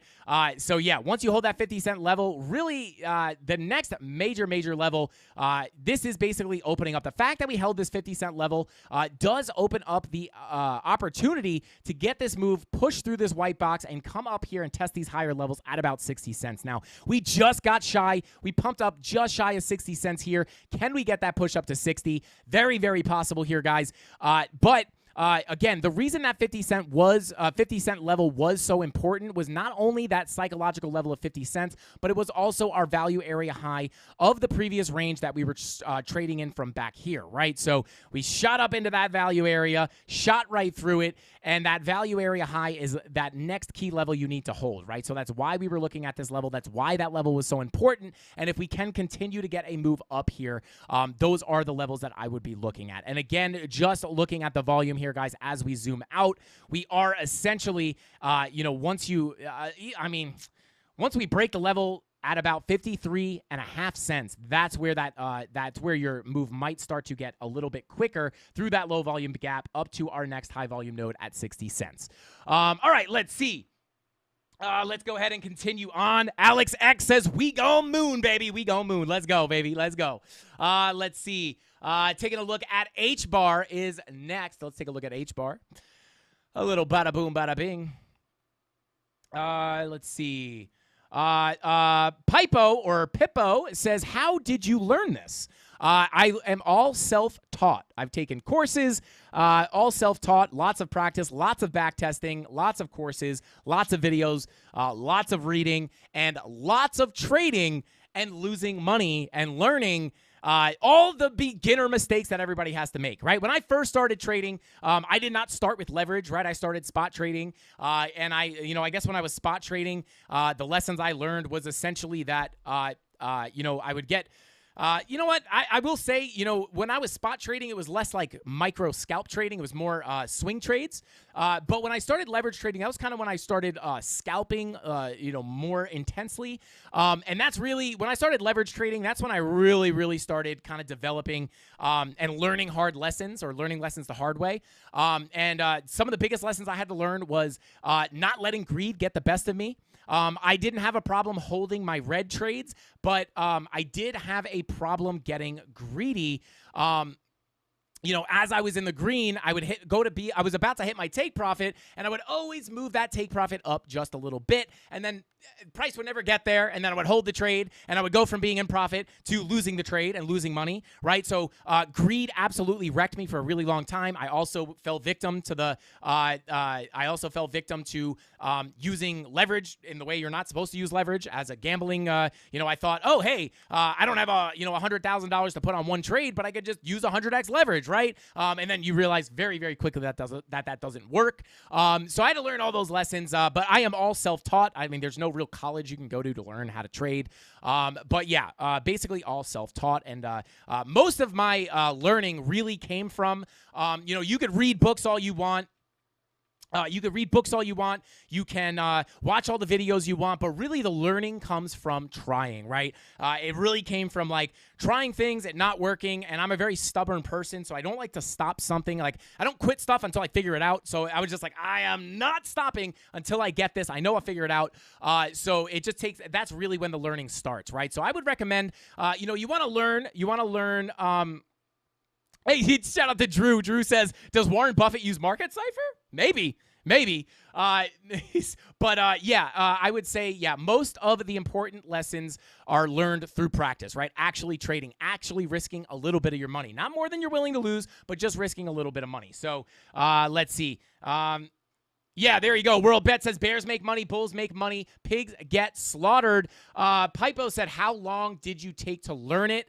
Well, Pipo, I don't know how to say your name. I apologize for that, but I will say this.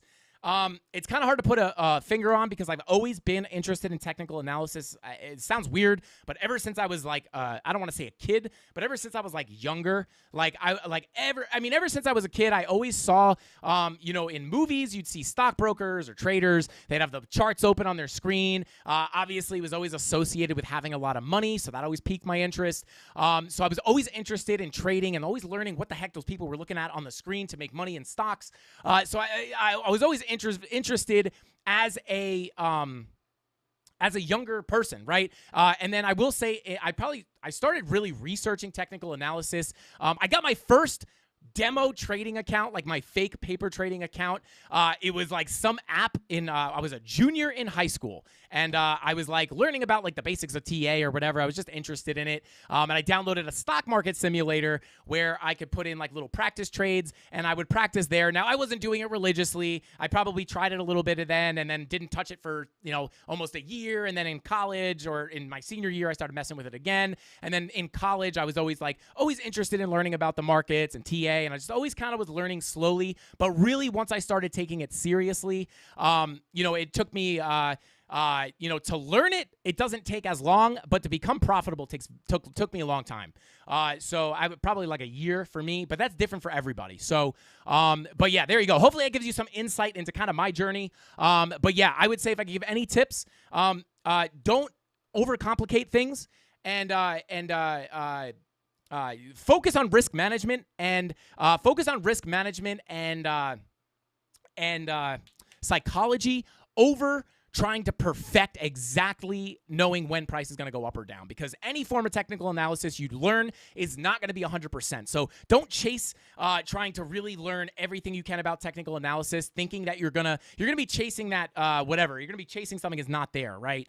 Because you're gonna be looking like, if I learn this, if I just study a little bit more, I'll be able to call it 100% of the time. It's not gonna happen. It's not a real thing. So don't chase that. Learn TA, learn some good strategies, and then just execute on a paper account or fake account. Using fake money to practice, right? And then slowly wean yourself in, throw a little bit of your own money in, not more than you're willing to lose, and kind of just try to learn, through those mistakes, right? So if you get stopped out of a trade, you're only losing a couple bucks, and you could still pay your rent. So, and don't quit your full-time job. A lot of people will say you got to quit your full-time job and jump full-time into something to make it to make it anywhere, you got to quit your full-time job and dedicate full-time to it. I don't recommend that. Keep your day job. Learn on the side. Practice trading on the weekends. Practice trading on a paper account, and use your job to, fuel a little bit of extra income to practice trading with, because you're very, very likely to lose money in the beginning. So just keep that in mind.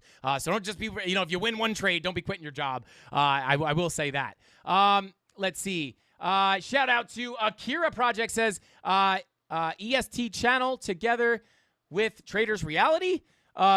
Best channel together with Traders Reality. Let's go. Shout out to Akira. I appreciate that, man. Thank you for saying that. We love Tino over at Traders Reality, if that is what you're saying. If you're saying that, if you're looping us in with them, hey, we'll take it. Shout out to Tino. All right, let's go ahead and continue on here, guys, for XR. I mean, that is basically what I'm thinking about. That's what I'm thinking of on XRP. Again, looking pretty decent. But again, guys, short-term pullbacks are not impossible unless, I mean, you might start getting VWAP flips or support on your zero line. But just, money flow is headed in the right direction. Things do generally look pretty good as of right now. Bitcoin starting to push up a little bit higher here. Let's go. Bing, bong. Here we go, baby. Pump it. Wrong chart. Wrong Bitcoin chart. Tony D, what are you talking about? Great advice, man. Priceless. Shout out to Steven Atwell. Hey, Chemistry Bro said, Layer 0 airdrop guide dropping in the next 30 minutes. I'm going to talk about that in just a second, but let's continue on with the TA here, guys. Bitcoin pushing 29,762, guys, getting a push to the upside here. Let's see. Yeah. All right. Let's go ahead and continue on the alts. We'll keep a close eye on this little pump that we got going on here. We are just kind of, she's just kind of wiggling around up here. Let's go. Let's see. All right. Let's continue on. Can you take a look at, we'll try Cotton Asher. We'll try. We do have a lot to get through here. But let's go ahead and move on to HBAR, which is our next altcoin. Taking a look here. Bing X. Shout out to Bing X. Let's actually... I want to take a look at, there we go. Come on. Why can't I get like a non-scam chart here? Let's see. I don't want to look at, all right, there we go. KuCoin Tether. Oh, it's because we're on the 1 minute. That's why. Okay, here we go. I'm actually going to bring it back to Binance here now that I know that's why that was happening. Okay, here we go. Taking a look at the daily. And if you guys are wondering why I pick certain charts, I just try to find the chart with the most price history. Anytime you're looking at a chart, having the most price history will be helpful to you. I think a lot of people are confused on why you would pick a certain chart over another. I would say, if you're trading on Femex, if you're trading futures on Femex, you might want to look at the Femex chart, right? It doesn't have the most price history, but it's going to have the most accurate levels for the exchange you're trading on. However, that doesn't necessarily mean that's the best exchange to trade on. In my opinion, I like to find out where most of the volume is. If you're trading futures, like I know Bybit typically has the most volume, so a lot of times I will look at the Bybit chart. But when I'm just doing typical TA and I'm not like looking at scalp trades and stuff, I am looking at the Bitstamp chart normally for Bitcoin because it has the most price history. So that's typically what I look at when I'm just doing typical TA and not like scalping the 1 minute. I will just look for the most price history for the most accurate volume. Okay, so here we go. Taking a look at HBAR, pulling up Market Cipher. Let's see. Bada boom. Taking a look at the daily. Now, the HBAR looks a little bit different. Very, very interesting. Very interesting here. Yeah, VWAP coming to the downside. Money flow actually doesn't look too good. Take a look at your weekly red dot printing. So HBAR just doesn't mean it can't change, but 6 day red dot, 5 day red dot. Is that a blood diamond? It isn't. Haikanaji? No blood diamond. Okay. And those red dots are on regular candles. Are they not popping up? Yeah, okay, so you have weekly red dot. That is more bearish, but if things start to turn around here, we can wind up, seeing this flip around and unprint. You still have 6 days for that red dot to confirm, so you have plenty of time for that to disappear. 5 day green dot is confirmed, but your VWAP is looking for a flop. Money flow headed in the right direction on your 5 day. Your 4 day blood diamond, interesting. 4 day blood diamond on HBAR. This is interesting. This is not what I expected to see on HBAR. Very, very interesting. Everything else is going up, and HBAR is giving you a blood diamond. Shout out to Steve Hitter, said finally caught that live stream. Bing bong. Shout out to Steve, bro. Welcome in. 1 minute. 1 minute is for girls. Scalp the tick. Bring it. Let's go. Shout out to, oh my God, Gianluca. Hey, we got Gianluca in the chat. Let's go. All right, let's go ahead and continue. Green dot printing, red dot is printing. I'm sorry, green dot confirmed, red dot printing, blood diamond printing. This is interesting. Now, this does have about 40 minutes to confirm. With a weekly red dot guy, interesting. This is interesting. I don't want to cause panic here, but this is definitely looking bearish. Confirmed blood diamond on your 3-day. Now, not impossible for this to be a fake out, guys, especially because everything's pumping. I'm a little sussed out by these blood diamonds, but very interesting. 16-hour and your 12-hour money flow are headed in the right direction. That actually looks pretty good. 10-hour VWAP rolling back to the downside. Taking a look at our 4-hour. Looking for a red dot here pretty soon. H-bar, a little bit hard to read. I will say, because those blood diamonds on the higher daily time frames are a really bearish look.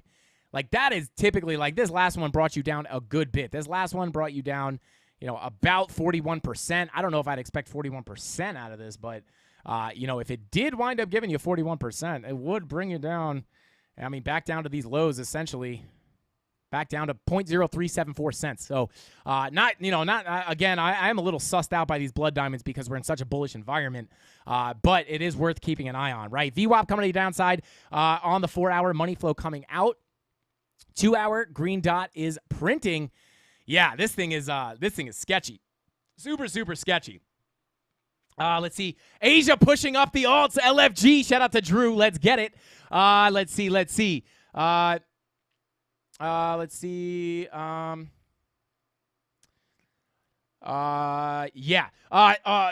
Cat says, or RX Rat says, what time frame should I be swing trading on? I don't have time to day trade or scalp. Well, first off, you're already ahead of the curve there, man, because everybody wants to be a scalper. Everybody wants to be a day trader, and I can almost guarantee everybody who says that is probably much better off being a swing trader.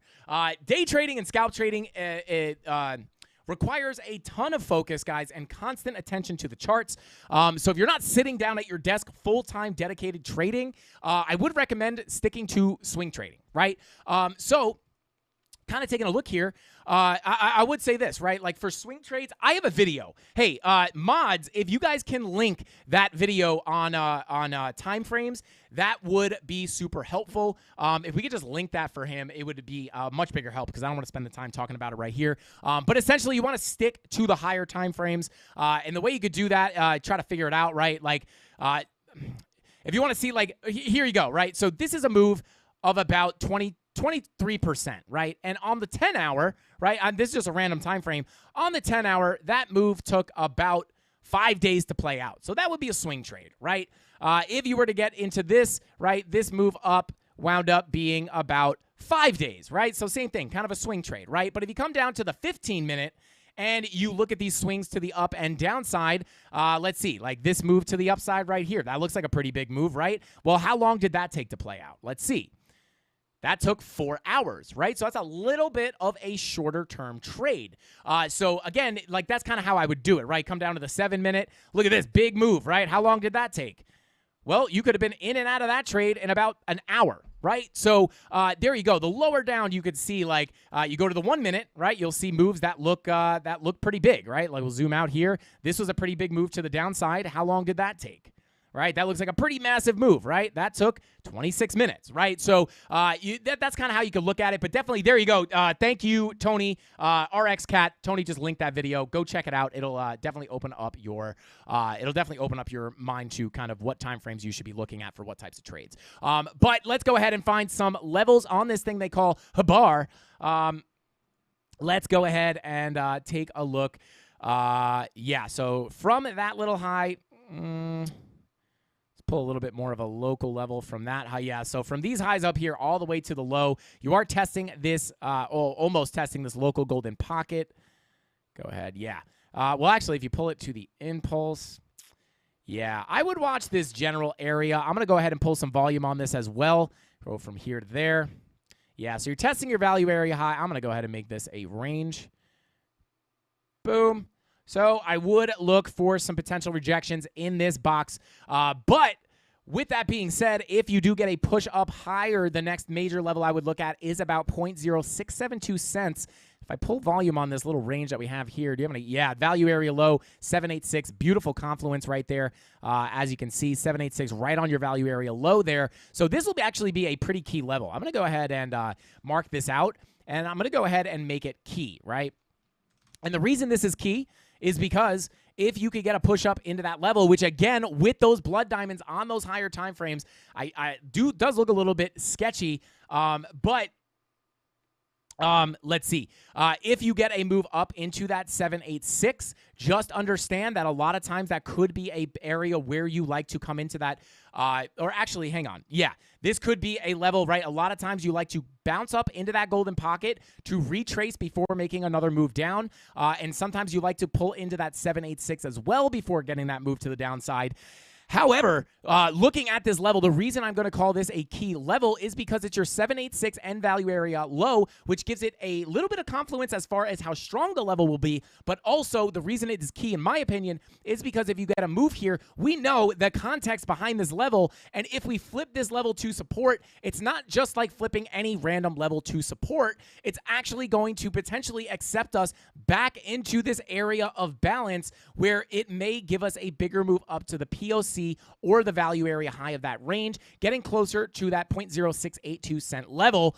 So if we flip this level, that is your door to some more upside. So that is what I'm looking at on, that is what it's KE. It's KE, guys. It's actually key. There we go. And then real quick, I will just take a look at that VPVR. And then, yeah, you could see if you crack that golden pocket, you may get a quick move up because you do have a little bit of fall off in volume up to that next high volume node. And then you could see even more confluence with this value area high. If you come up here and hold this level, which is not only the 786 end value area low of the previous range, but it is also a high volume node. If you hold that, you may fly through this little gap here up to your next high volume node, which coincidentally falls right in line with your value area high and POC of the previous range, right? So again, those are the major levels I would look at to the upside for H-bar. Shout out to Sean Holmes, says welcome, or he doesn't say welcome to the muscle, but he just got that Frankie Candles membership. So welcome to the muscle, Shawnee Holmes. Bing bong. Shout out to you, bro. Let's go. Bullish on Frankie. Shout out to Cotton Asher. I appreciate you, bro. Let's see. Just got my membership. Let's go. Shout out to Shawnee Holmes. Bing bong. Sniper's Nightmare. Throwing eyes in the chat. Let's go. Shout out to you, bro. All right. Let's see. I did see a super chat, guys, that I do just want to go cover real quick before we move on. But while we're waiting, guys, let's go ahead and take a look at Hex. Okay. Yeah. Let me just make sure. Let's see. All right, I'll cover these towards the end because they did kind of fly by without me seeing. But I do want to get on with the altcoin TA, so let's go ahead and take a look at Hex. And hey, where's my Hex army at? Let's go. Who was it? Yeah, shout out to Dixon. We are looking at the right chart now. And shout out to Bufo for getting this ticker for us. I appreciate you, bro. All right, let's take a look at the daily time frame. Yeah, taking a look at the daily green dot printing, not the worst look ever. However, your money flow is continuing out here. Now, you are coming up just a bit here, but generally you are flowing to the downside with your money flow. So that is something that you want to keep a lookout for. Eventually, when that crosses into the red, that may be your next move down. Taking a look at your 16-hour, likely, I mean, this was that 1 hour money flow crossover, guys, with the 16-hour green dot. Now, like I said, not every money flow crossover into the green gives you a big move up, but likely this one that didn't give you that move up actually wound up being a dump. This likely was not popping up with a 16-hour green dot, or maybe it was. It was not, right? So it was after this green dot. So money flow was crossing into the green, but you could have expected it to be a fake out because you would have seen that this VWAP was flopping, right? So it's kind of the importance of looking at both of the time frames, but you come down here, you see the 16-hour green dot. You come down to that 1 hour, and you see it is right on your 1 hour money flow crossover. That's when you're expecting it to give you a big move to the upside. And we talk about this a lot, guys. Yeah, we talk about this all the time. Actually, I'm glad we recently talked about it because I've kind of been covering that kind of technique a lot recently. And I hope someone out there watching this live stream took that and actually put the work in to go into the charts, go in bar replay mode and backtest that strategy. And then hopefully they've been looking for those setups, and hopefully somebody or hopefully multiple people out there saw that setup on the charts last night or yesterday afternoon and were able to make use of that information. But let's go ahead and continue on. Shout out to Creators Crypto, says Anki handles. Let's go. Let's go ahead and continue on. Oh, hey, we got Bailey Armstrong in the chat. Says, you're killing it, bro. Shout out to Bailey. I appreciate you for being here, bro. Bailey low-key, one of my favorite people in the office. But he's all the way on the other side of the building, so I don't get to see him very often. Also, Ben's brother, or BitBoy Crypto's brother. That's famous blood in the chat, guys. Famous blood in the chat. Shout out to Bailey. I love you, bro. Let's see. Leo said, man, you are lightning. Shout out to you, bro. You think I'm quick? You think I'm really quick? I could talk way quicker than this. Shout out to you, bro. I appreciate you. All right. Shout out to Cozy Babe. Says, have a great day, guys. Shout out to Cozy Babe. We'll see you tomorrow, I'm sure. If not, we'll see you soon, Cozy Babe. Have a good day. Justin Musgrave. Shout out to Justin Musgrave. I used to know a Musgrave. Shout out to you, bro. Said, love the stream. Thank you so much, man. I do appreciate you. Thank you for hanging out with us. But let's go ahead and continue on here, taking a look at Hex. Again, daily green dot printing. With that 16-hour green dot, 1-hour money flow crossover is how you could have assumed this pump was incoming. Taking a look at your 12-hour money flow is kind of flat, but VWAP is coming straight up. Yeah, John Davis, that is not the first time I've gotten that. Said you should work at an auction house. Not the first time I got that. Usually people are much more mean about it. Usually they just make some kind of uncalled for mean comment and then say I sound like an auctioneer. I don't know why someone would do that. I don't know why that would be productive to anybody. But shout out to you, man. Just said you should work at an auction house, and I'm like, yeah, I get it. It's not the first time I've gotten that. I sound like an auctioneer. I was born this way. Shout out to Lady Gaga. Janky Handles. Shout out to Janky Handles for the super chat. I appreciate you, and I see that possum in the. I hope that's not a possum with nasty little stank fingers. Shout out to you, man. Is that Wick? Wick's got a very similar thing there. Shout out to you, man. But let's go ahead and continue on here. Yeah, let's go. Oh, hey, Bailey is normally here, usually lurking. I did not know that. Shout out to Bailey. Let's go, bro. All right, let's go ahead and continue on. Cozy Babe got that like in. Guys, don't forget to smash the like button. But continuing on for Hex, guys, 8-hour VWAP, looking to cool off just a little bit here. Money flow, kind of flat. Take a look at your 4-hour VWAP coming to the downside. Sean Holmes, welcome to being a hitman. Not welcome to the muscle, but welcome to being a hitman. But yeah, VWAP cooling off on our 4-hour. Again, guys, not impossible to get cool-offs here with our VWAPs cooling off on those medium hourly time frames. But let's see if that 1 hour is giving us a VWAP flop like on everything else. 2-hour red dot is printing, but that 1 hour is looking for a VWAP flip. So, yeah, just be careful with the shorts, guys, because we are in pumpy territory, right? So let's go ahead and pull a fib all the way from this high to this low. Okay. Actually, let's pull it all the way to the high. Nah, we'll pull it from here. So testing near that 786, guys. Kind of hard to find that level, but we are testing at 786. If you could get that green dot on the 1 hour, may be able to push you through. Let's pull up that VRVP. Let's see. Yeah, pulling up that V. Yeah, there we go. All right, here we go. And again, guys, here we go, right? Volume gaps for the win, right? If I grab a box and I highlight this, essentially highlight this volume gap in purple, what do you have, right? Quick moves through these volume gaps, right? Very quick moves up, right? We got a quick move down, and then we were looking for the quick move up. So, yeah, just shout out to the volume gaps there. But if we push above this level, guys, testing a very, very high volume node, well, I don't know if I'd say very, very, but testing this high volume node, if we can pop up here and flip this level to support, you do have a decent bit of volume here between about, right in this area. However, really your next super relevant high volume node wouldn't really be all the way up. Okay, there we go. Now we get a little bit of a clearer picture. Yeah, so I would look, if we could push past that 786, I would look for a potential quick move up to that 0.08138 cent level. And then if we could push above that level, you do have some other high volume nodes here at about 0.08358, 353, I'm sorry. And then your next real highest volume node is up here close to about 9 cents, right?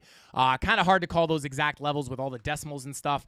But that is essentially what your volume is looking like. So you push up to that 786, I'd look for a move up to this level right about here. And I'm going to draw it as a little bit of a box because we all know that price is never just resistance or support is never just a level. It is always, or more often, typically a range. So there you go. That's what I'll be looking at for on Hex. That 1 hour green dot may be able to push you a bit higher.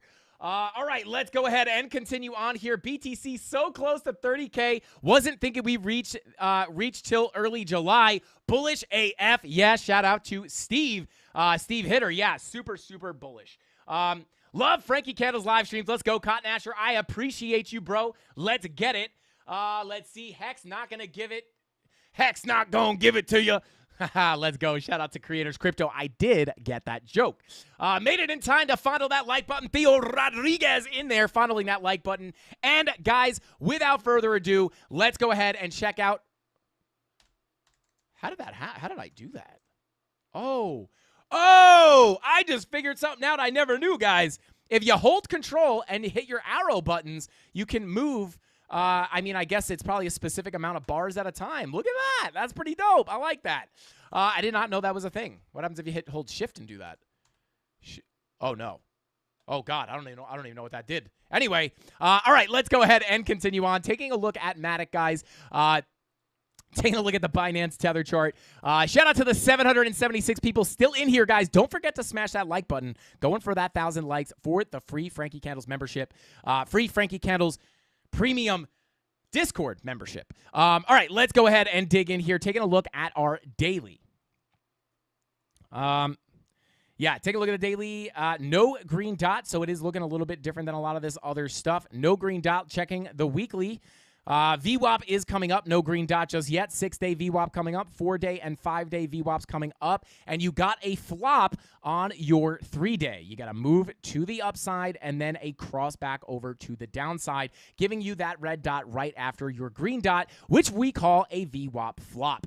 Now, what I will say here is, money flow is kind of flat here. 3-day red dot printing, 2-day red dot also printing, and your daily VWAP is, red dot is confirmed. VWAP kind of flat there. Take a look at your 16-hour and your 12-hour. That 16-hour time frame.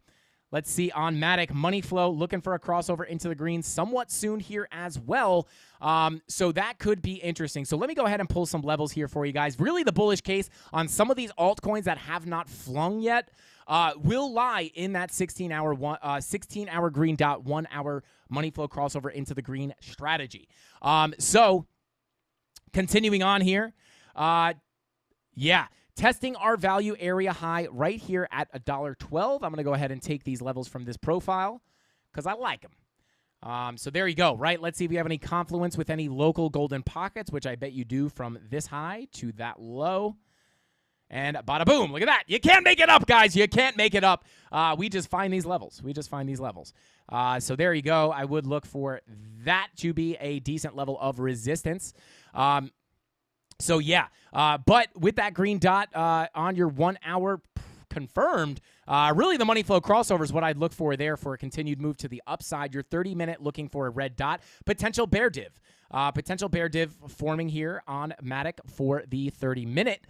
And then taking a look at your 15-minute as well, 15-minute red dot printing, money flow starting to come out, and your VWAP, VWAP on the 4-hour is starting to cool off, but your money flow crossed over into the green. So your bearish case, I would really just look at these levels. I think, if you get that money flow crossover into the green on the 1-hour, that may be able to trigger a bigger move to the upside. However, the reason why we were able to see Bitcoin react so beautifully off of that signal is because the charts looked bullish otherwise as well, right? On top of that, you had the green dot looking to print.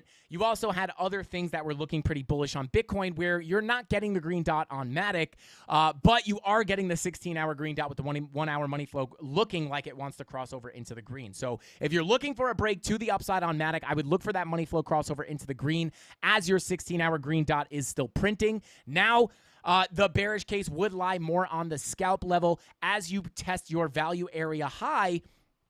Let me spawn these levels real quick, guys.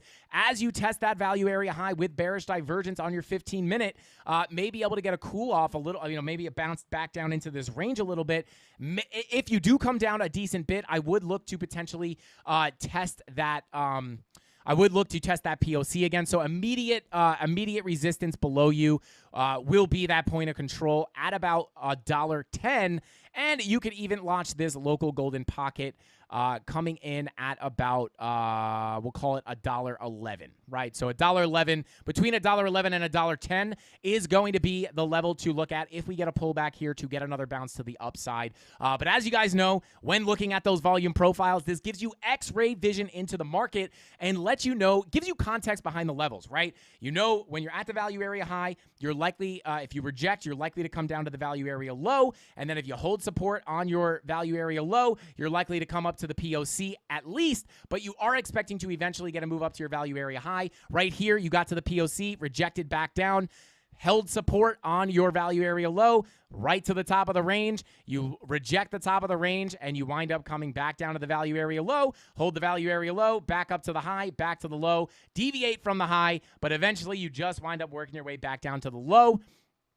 And now you have gotten a move from the low to the POC, back down to the low, and now you've come up to the value area high with a bearish divergence. You may be able to cool off a little bit here. But again, be careful with any shorts, guys, because we are in a bullish environment, right? So just keep that in mind. But that is what I'm looking at on Matic. And that's kind of the bullish case, the bearish case, the scalp case, and the kind of day trade case. So there you guys go. Shout out to Summon All the Lurkers. Shout out to Tony D. Hit the chat with eyeballs. Let's go. Yeah, we got a bunch of, we got some decent lurkers in here. Let's go. Vulcan Abi, what is going on, bro? We got a lurker in the house. Let's get it. But guys, with all that being said, I think that's all the time we got for tonight's live stream. We have run for about 2 hours, almost exactly. So let's go ahead. You guys know what time it is. It's about time to go ahead and start looking. Why did I say looking? It's about time to start spinning that wheel of pain and pleasure, which, guys, is now a wheel, which is now a button on the stream deck. So I don't have to actually search for Wheel of Pain and Pleasure. I just get to hit a button and the wheel pops up. Let's go. But let's pull up chat here. Yeah, let's go ahead and start. Yeah, at 850 likes, Frankie goes topless. I will not confirm or deny that. Bufo on the beat saying, it's time! Shout out to all the UFC fans. I will never be Bruce Buffer, and I'm fully aware of that. Solana, my lord. Let's go. Is Solana making some savage moves? Let's see. Solana.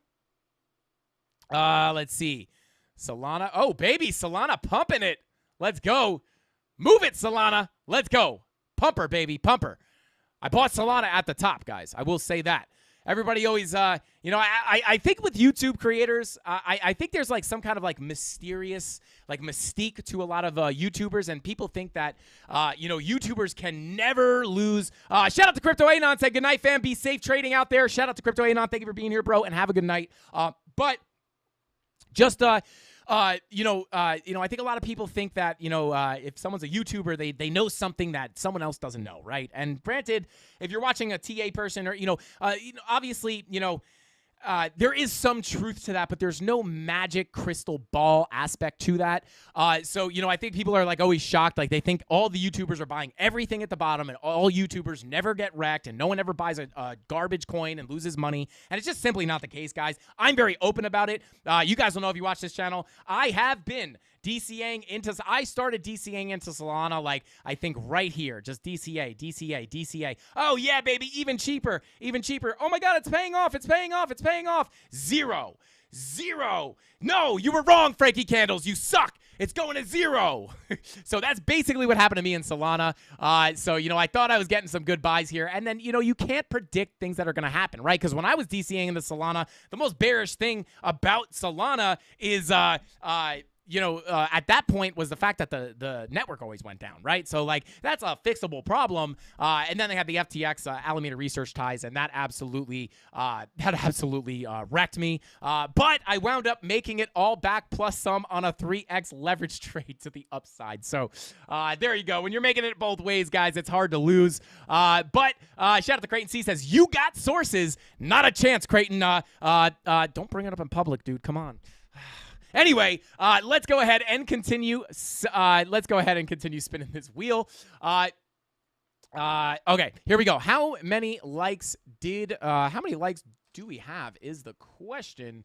I'm going to have to move this all the way over here because for some reason I can't see it on my other screen. 727 likes. Still low, but higher than we've been getting the last 2 weeks. But there we go. We got 7 spins on the wheel, guys. And while we are spinning this wheel, I do want to take a quick moment to mention our sponsor, Presend. If you guys are not familiar with Presend, if you guys are familiar with sending crypto and knowing that if you mess up your address, even if it's one character, or you send something to the wrong network or the wrong blockchain, you can lose your money forever. It will just disappear and go nowhere. Presend is a convenient Google Chrome extension that will run double checks for you in the background, so you don't have to continually double check the last 5 digits of your your wallet address, or double check the chain. Obviously, these are easy things to do, but it's annoying to even have to think about it or have that stress at all. So Presend makes it easy and runs those double checks without you even thinking about it. And if you have a transaction error, the transaction simply will not go through, and you will save yourself a bunch of lost money. So shout out to Presend for sponsoring the channel, and thank you guys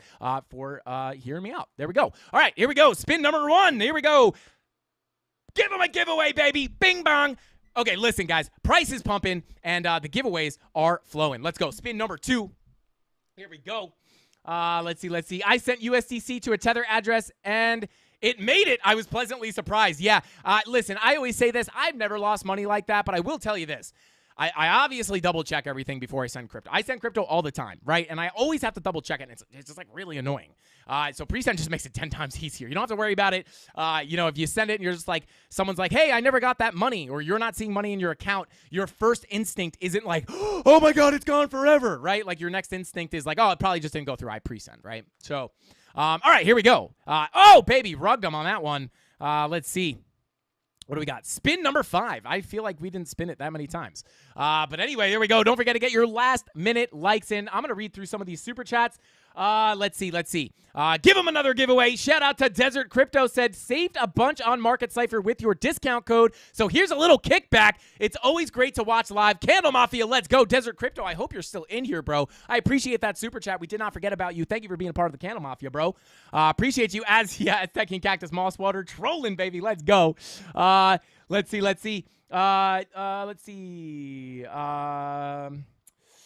DJ, we read that one. Let's see. Welcome all new CandleMafia members. Shout out to Tony D.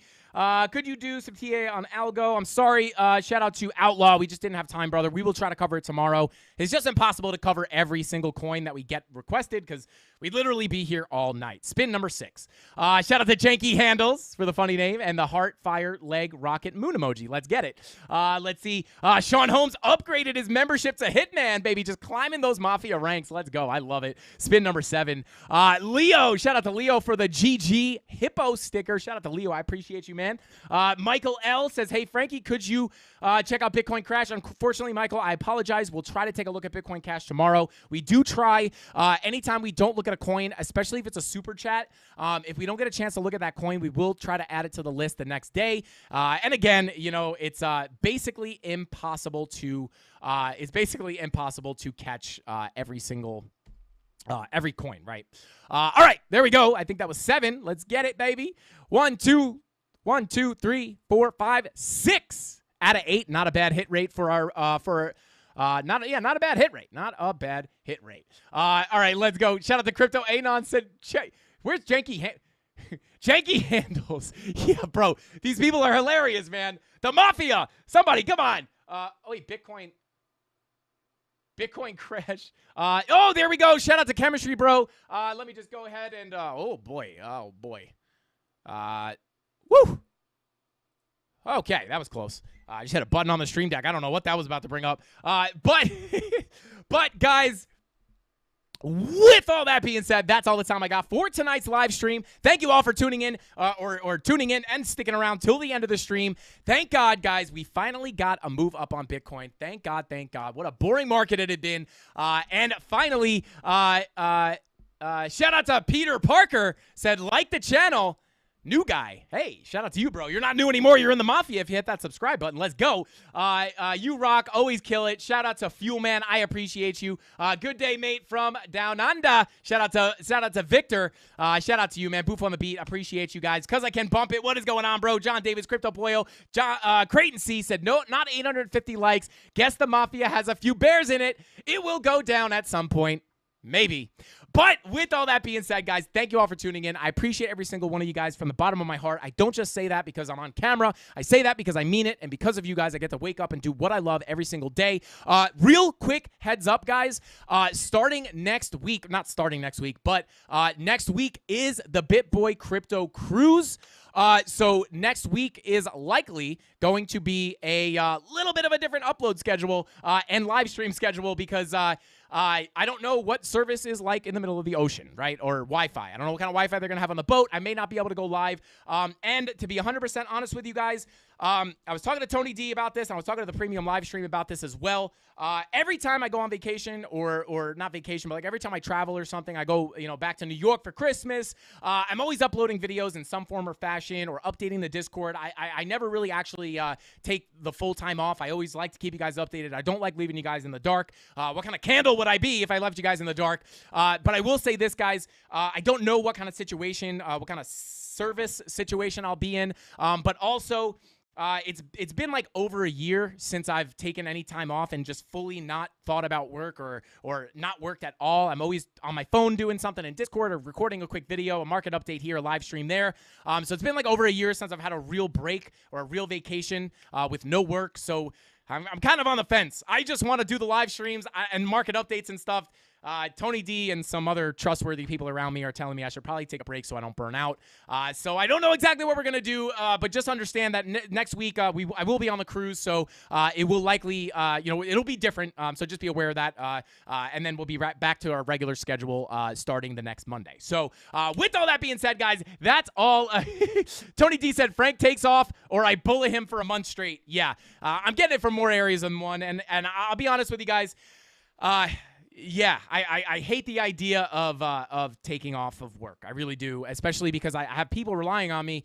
But if I don't keep my mental headspace clear, and I don't take time to rest, there might be a time where I just break, right? And I don't want to do that. Not that I feel like that's gonna happen, but I've heard horror stories from people. So yeah, we'll see what happens. But I just want to update you guys that I'll keep you guys updated on that whole situation. But with all that being said, shout out to anybody going on that cruise. It's about to be a good time. But with all that being said, guys, that's all the time I got for tonight's live stream. And I will see you guys tomorrow. Same place, same time. At 30K? At 25K? Where will we be? I don't know. But I'll see you guys tomorrow. Same place, same time. 5:45 p.m. Eastern Standard Time. Right after ATB. Shout out to my boy Deezy. That's all I got. Frankie Candles out. Bong bing. Bing bong.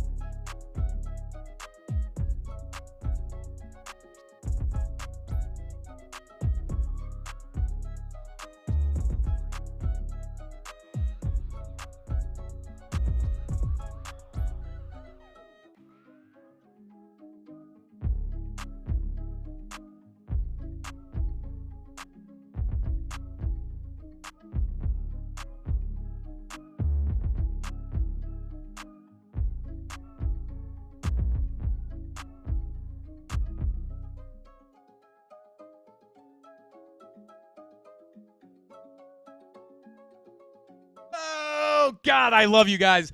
Listen. I don't even know what Okay. This is hard. I don't know what to go with. I was ready to come on and do something, but then I got like all messed up because there's some funny things here. First off, shout out to David Brumbelow, 100% not financial advice, brother. So good meeting you today. Like I said, I'm super busy. I'm always running a million different directions. I got a bunch of live streams. I got Discords. I got a ton of stuff to do. So I wish I could have hung out with you more, man. But thank you so much for stopping by the studio and hanging out. He didn't just come by to see me. He saw everybody. But yeah, man, shout out to you. I was super happy I got to meet you. And shout out to Crypto Billy for giving you that exclusive merch. I hope you enjoy the t-shirt and the stickers that you got. And you could thank Dave Digital and Crypto Pollo for those stickers, David. But great meeting you, man. Yeah, I was pumped to meet you, bro. And then someone said, can you let me know how the awesome oscillator is? I don't use it often enough to give you a legitimate kind of review there. But maybe I'll check it out and I'll give you my thoughts on tomorrow's live stream. And with all that being said, guys, I don't know. I kind of was going to come on here and do a little bit, but I kind of just wanted to say shout out to David Brumbelow. And if anybody does want to come visit the studio and you are near Atlanta, Georgia, or you wanted to come down and visit for whatever reason, like I said, we're super busy, but you could come tour the studio. I'm always at the office. Ben's there. You could come meet us and hang out with us for a little bit. It's super cool, and we love to meet the Bit Squad and the Candle Mafia, so don't be afraid. Email info@hitnetwork.com. You'll talk to a very nice lady named Jen, and she'll help you get hooked up. But Mafia, thank you guys for tuning in. I got to go grab something to eat with Mrs. Candles, and I'll see you guys tomorrow, same place, same time, 5:45 p.m. Eastern Standard Time, right after ATB. Shout out to our boy, DZ. Bing bong.